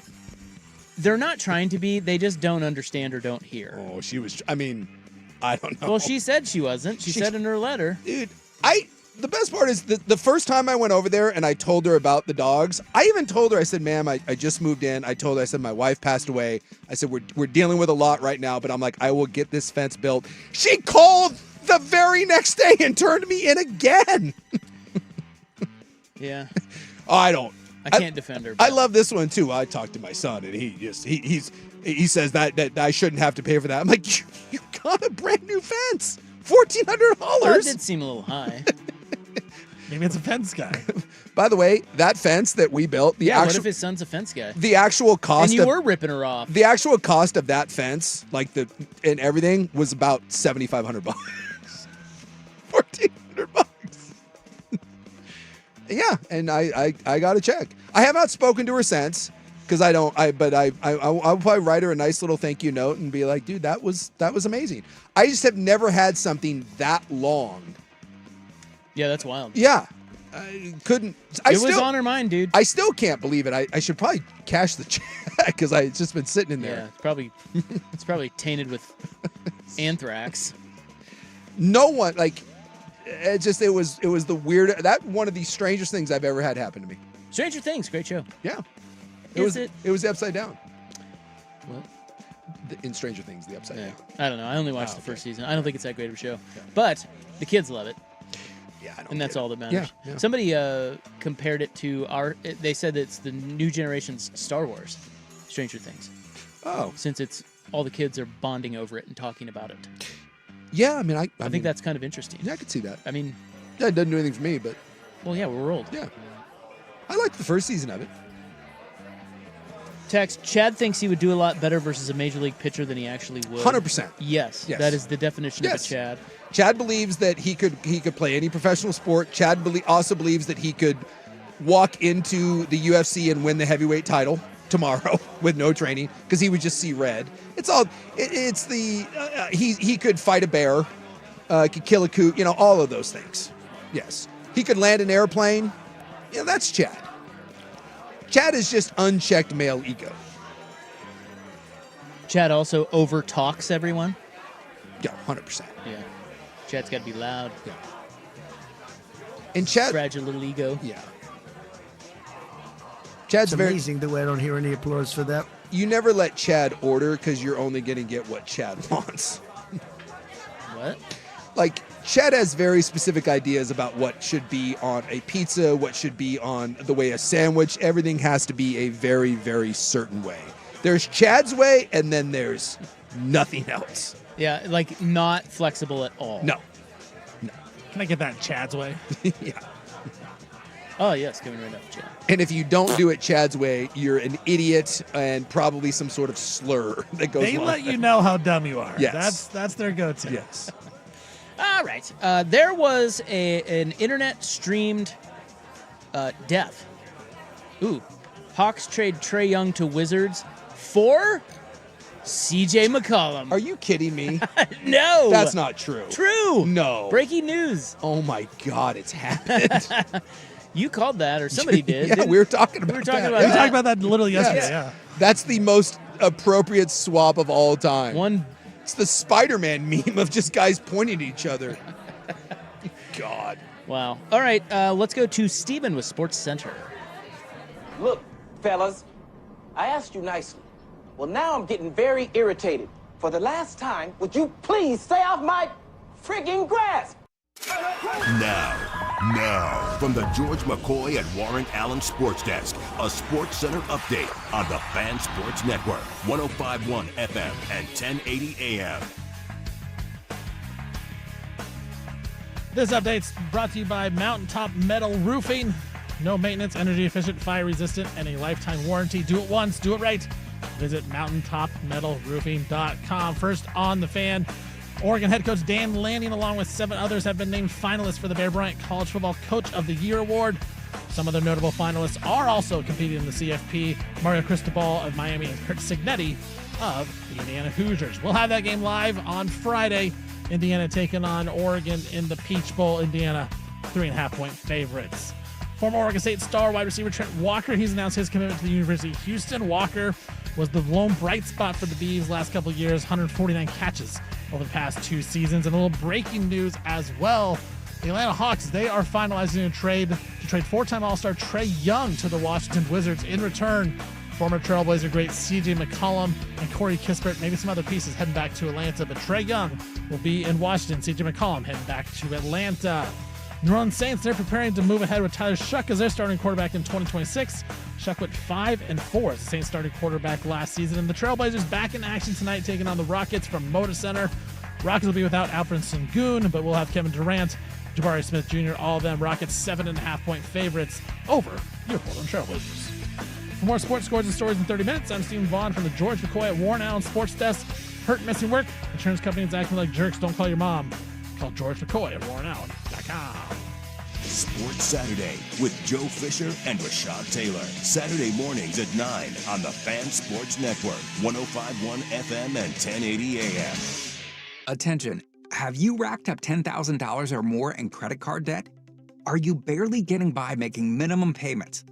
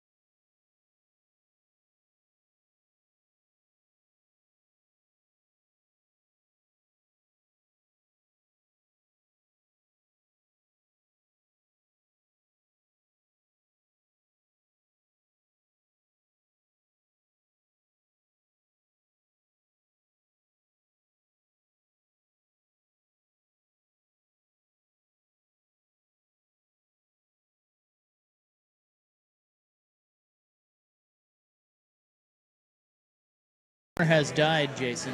Might surprise you. It's like, well, I mean, it's To not. note. I don't want anyone to die, No. but sometimes, like, when it happens, there's a little of like, well, Darwin. Well, this one, I bring it up because I need somebody to tell me, put in context what he was trying to do here. Okay. But apparently, he did die. Okay. And this was a live stream, and it was for paying viewers who were egging him on.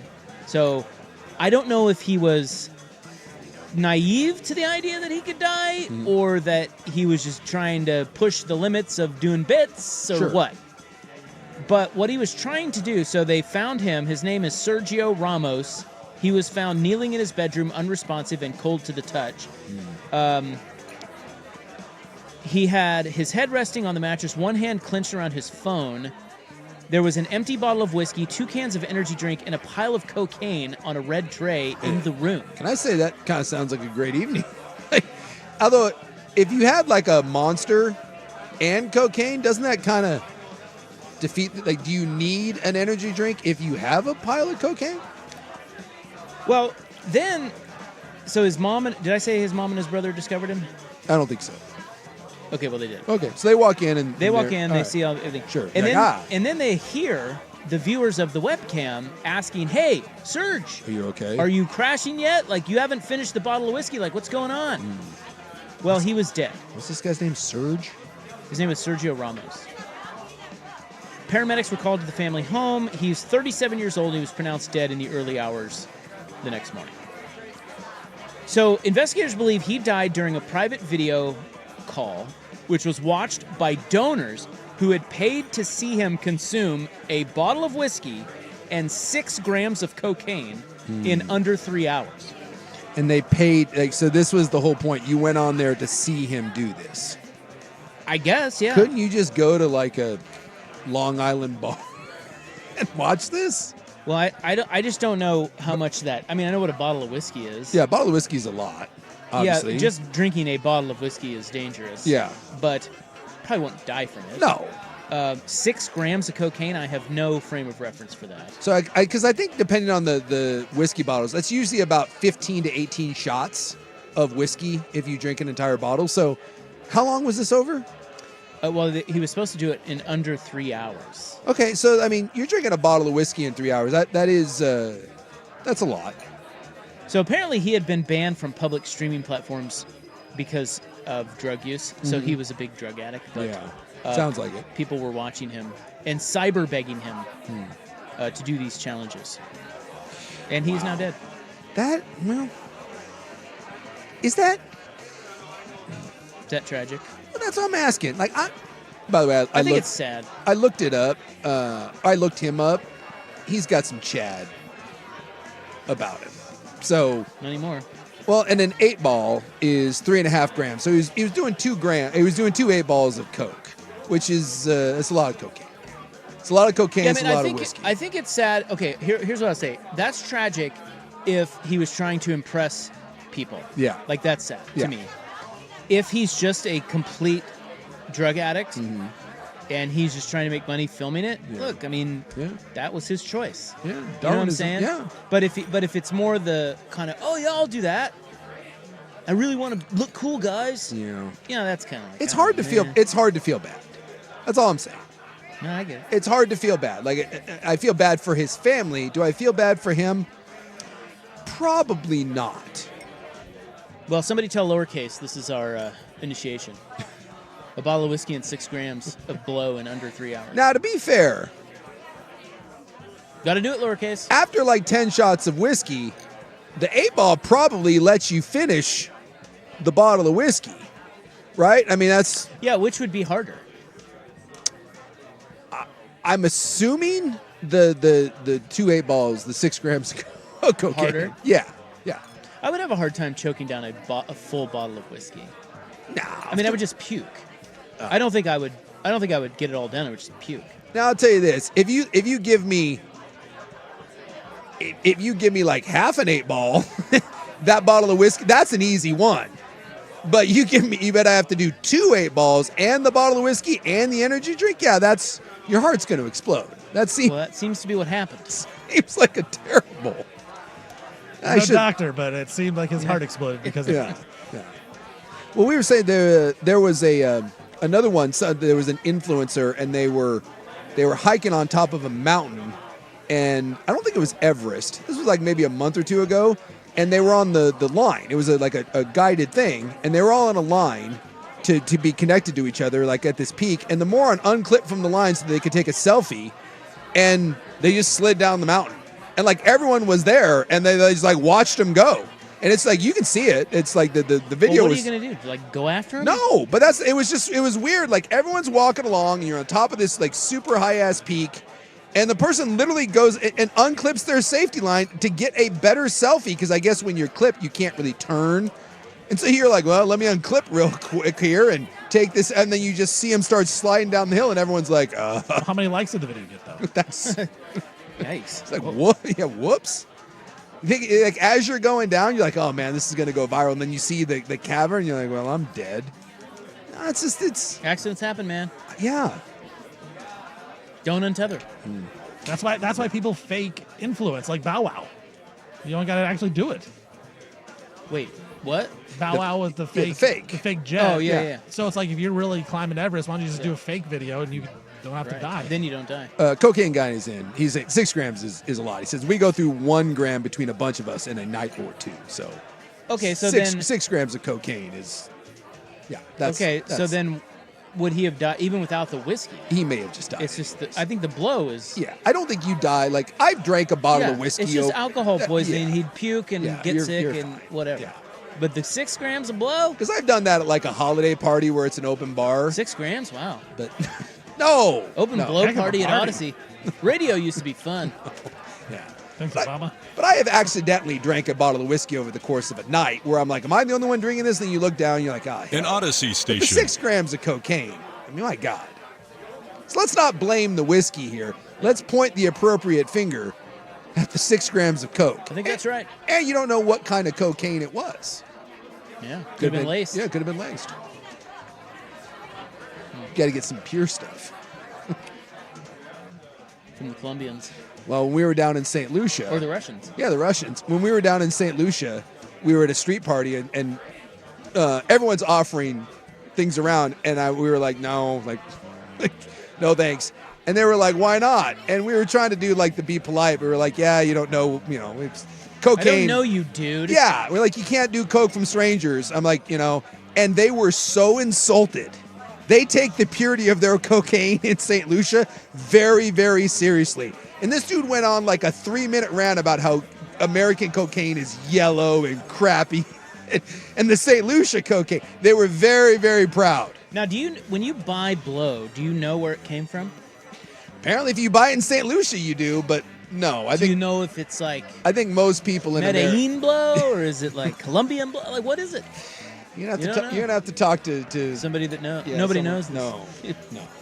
The Italian blow. I just know that if you're out nowadays and you take blow from a stranger, brother, you're playing. That's right. Yeah, That's right. you're asking for it. All right, we'll wrap it up next on the Fan. The Oregon Ducks are in the college football playoff. Back to throw.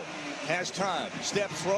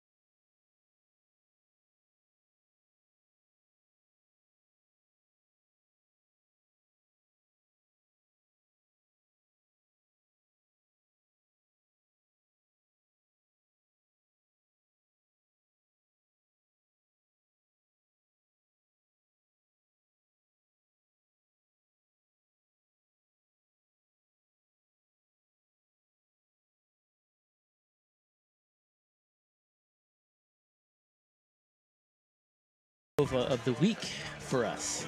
Oh yeah, tomorrow's Because, Thursday. Friday we have the Ducks. And tomorrow, I mean, it'll be on while we're on, but we got Miami. I Ole Miss. know! Boy, that snuck up. It's going to start at 4:30? Something like that. 5? I think 4:30, and then my guess is the kick will be like 4:45, 5, I gotta something tell like you, that. I am not happy about that. I know, right? I want to watch. I want to sit down and watch. We'll have it on in the background. Oh, we'll get distracted. Don't worry. Oh yeah, we'll call it live. Yeah. Why aren't we playing it? Dusty's at the Peach Bowl. Why don't we just play the game? He'll never know. No show Thursday and no show. What if it Friday. gets huge ratings? You know? Is it over on the other? Are we doing the simulcast? 910? It might be. I don't know. Or 1080. There's a schedule right on the wall over there if you care to check. I never do, no. but So I keep putting those out there. You're doing great work. yeah, yeah. I never read them. No, you do. But we're not on Friday. But No. we'll have Joey tomorrow. Joey will be on tomorrow. Joey will be on yes, tomorrow. 5:30. Yeah, So, for the Friday game. see And what then, he you know, says. you're home of the Ducks. Like, we'll have all-day coverage of the Oregon game on Friday. Just not us. Well, yeah. Hello. Anthony Newman. And I think we have a watch party somewhere. Where's our watch party? It's at Thirsty Line. Thirsty Line. Washington That's Square. right. Thanks for paying attention.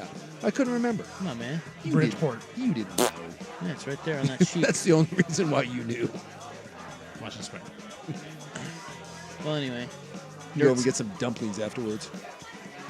Wontons. Yeah. Well, dumplings at Washington Square there. Yeah, Din Tai Fung. Yeah, that place. Yeah.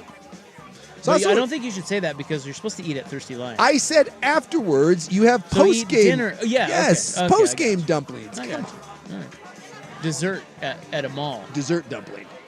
Sounds amazing. You get me for some dessert dumplings. There's never a bad time for Well, I dumplings. tell you, it's hard to get me into a mall. Really? Yeah. Like there's Even a with even with dumplings? It's a barrier. Yeah. Like if that were standalone, it would be much easier to get me there. Is there a cheesecake factory out there? Does that do anything? No, it does not. What about behind the cheesecake factory? On the mattress? Baker Mayfield style. Hey, we're gonna do this. All right, everybody have a great night. Okay. Yeah. Okay. Our show returns tomorrow, 3 to 7 on the Fan. Good night.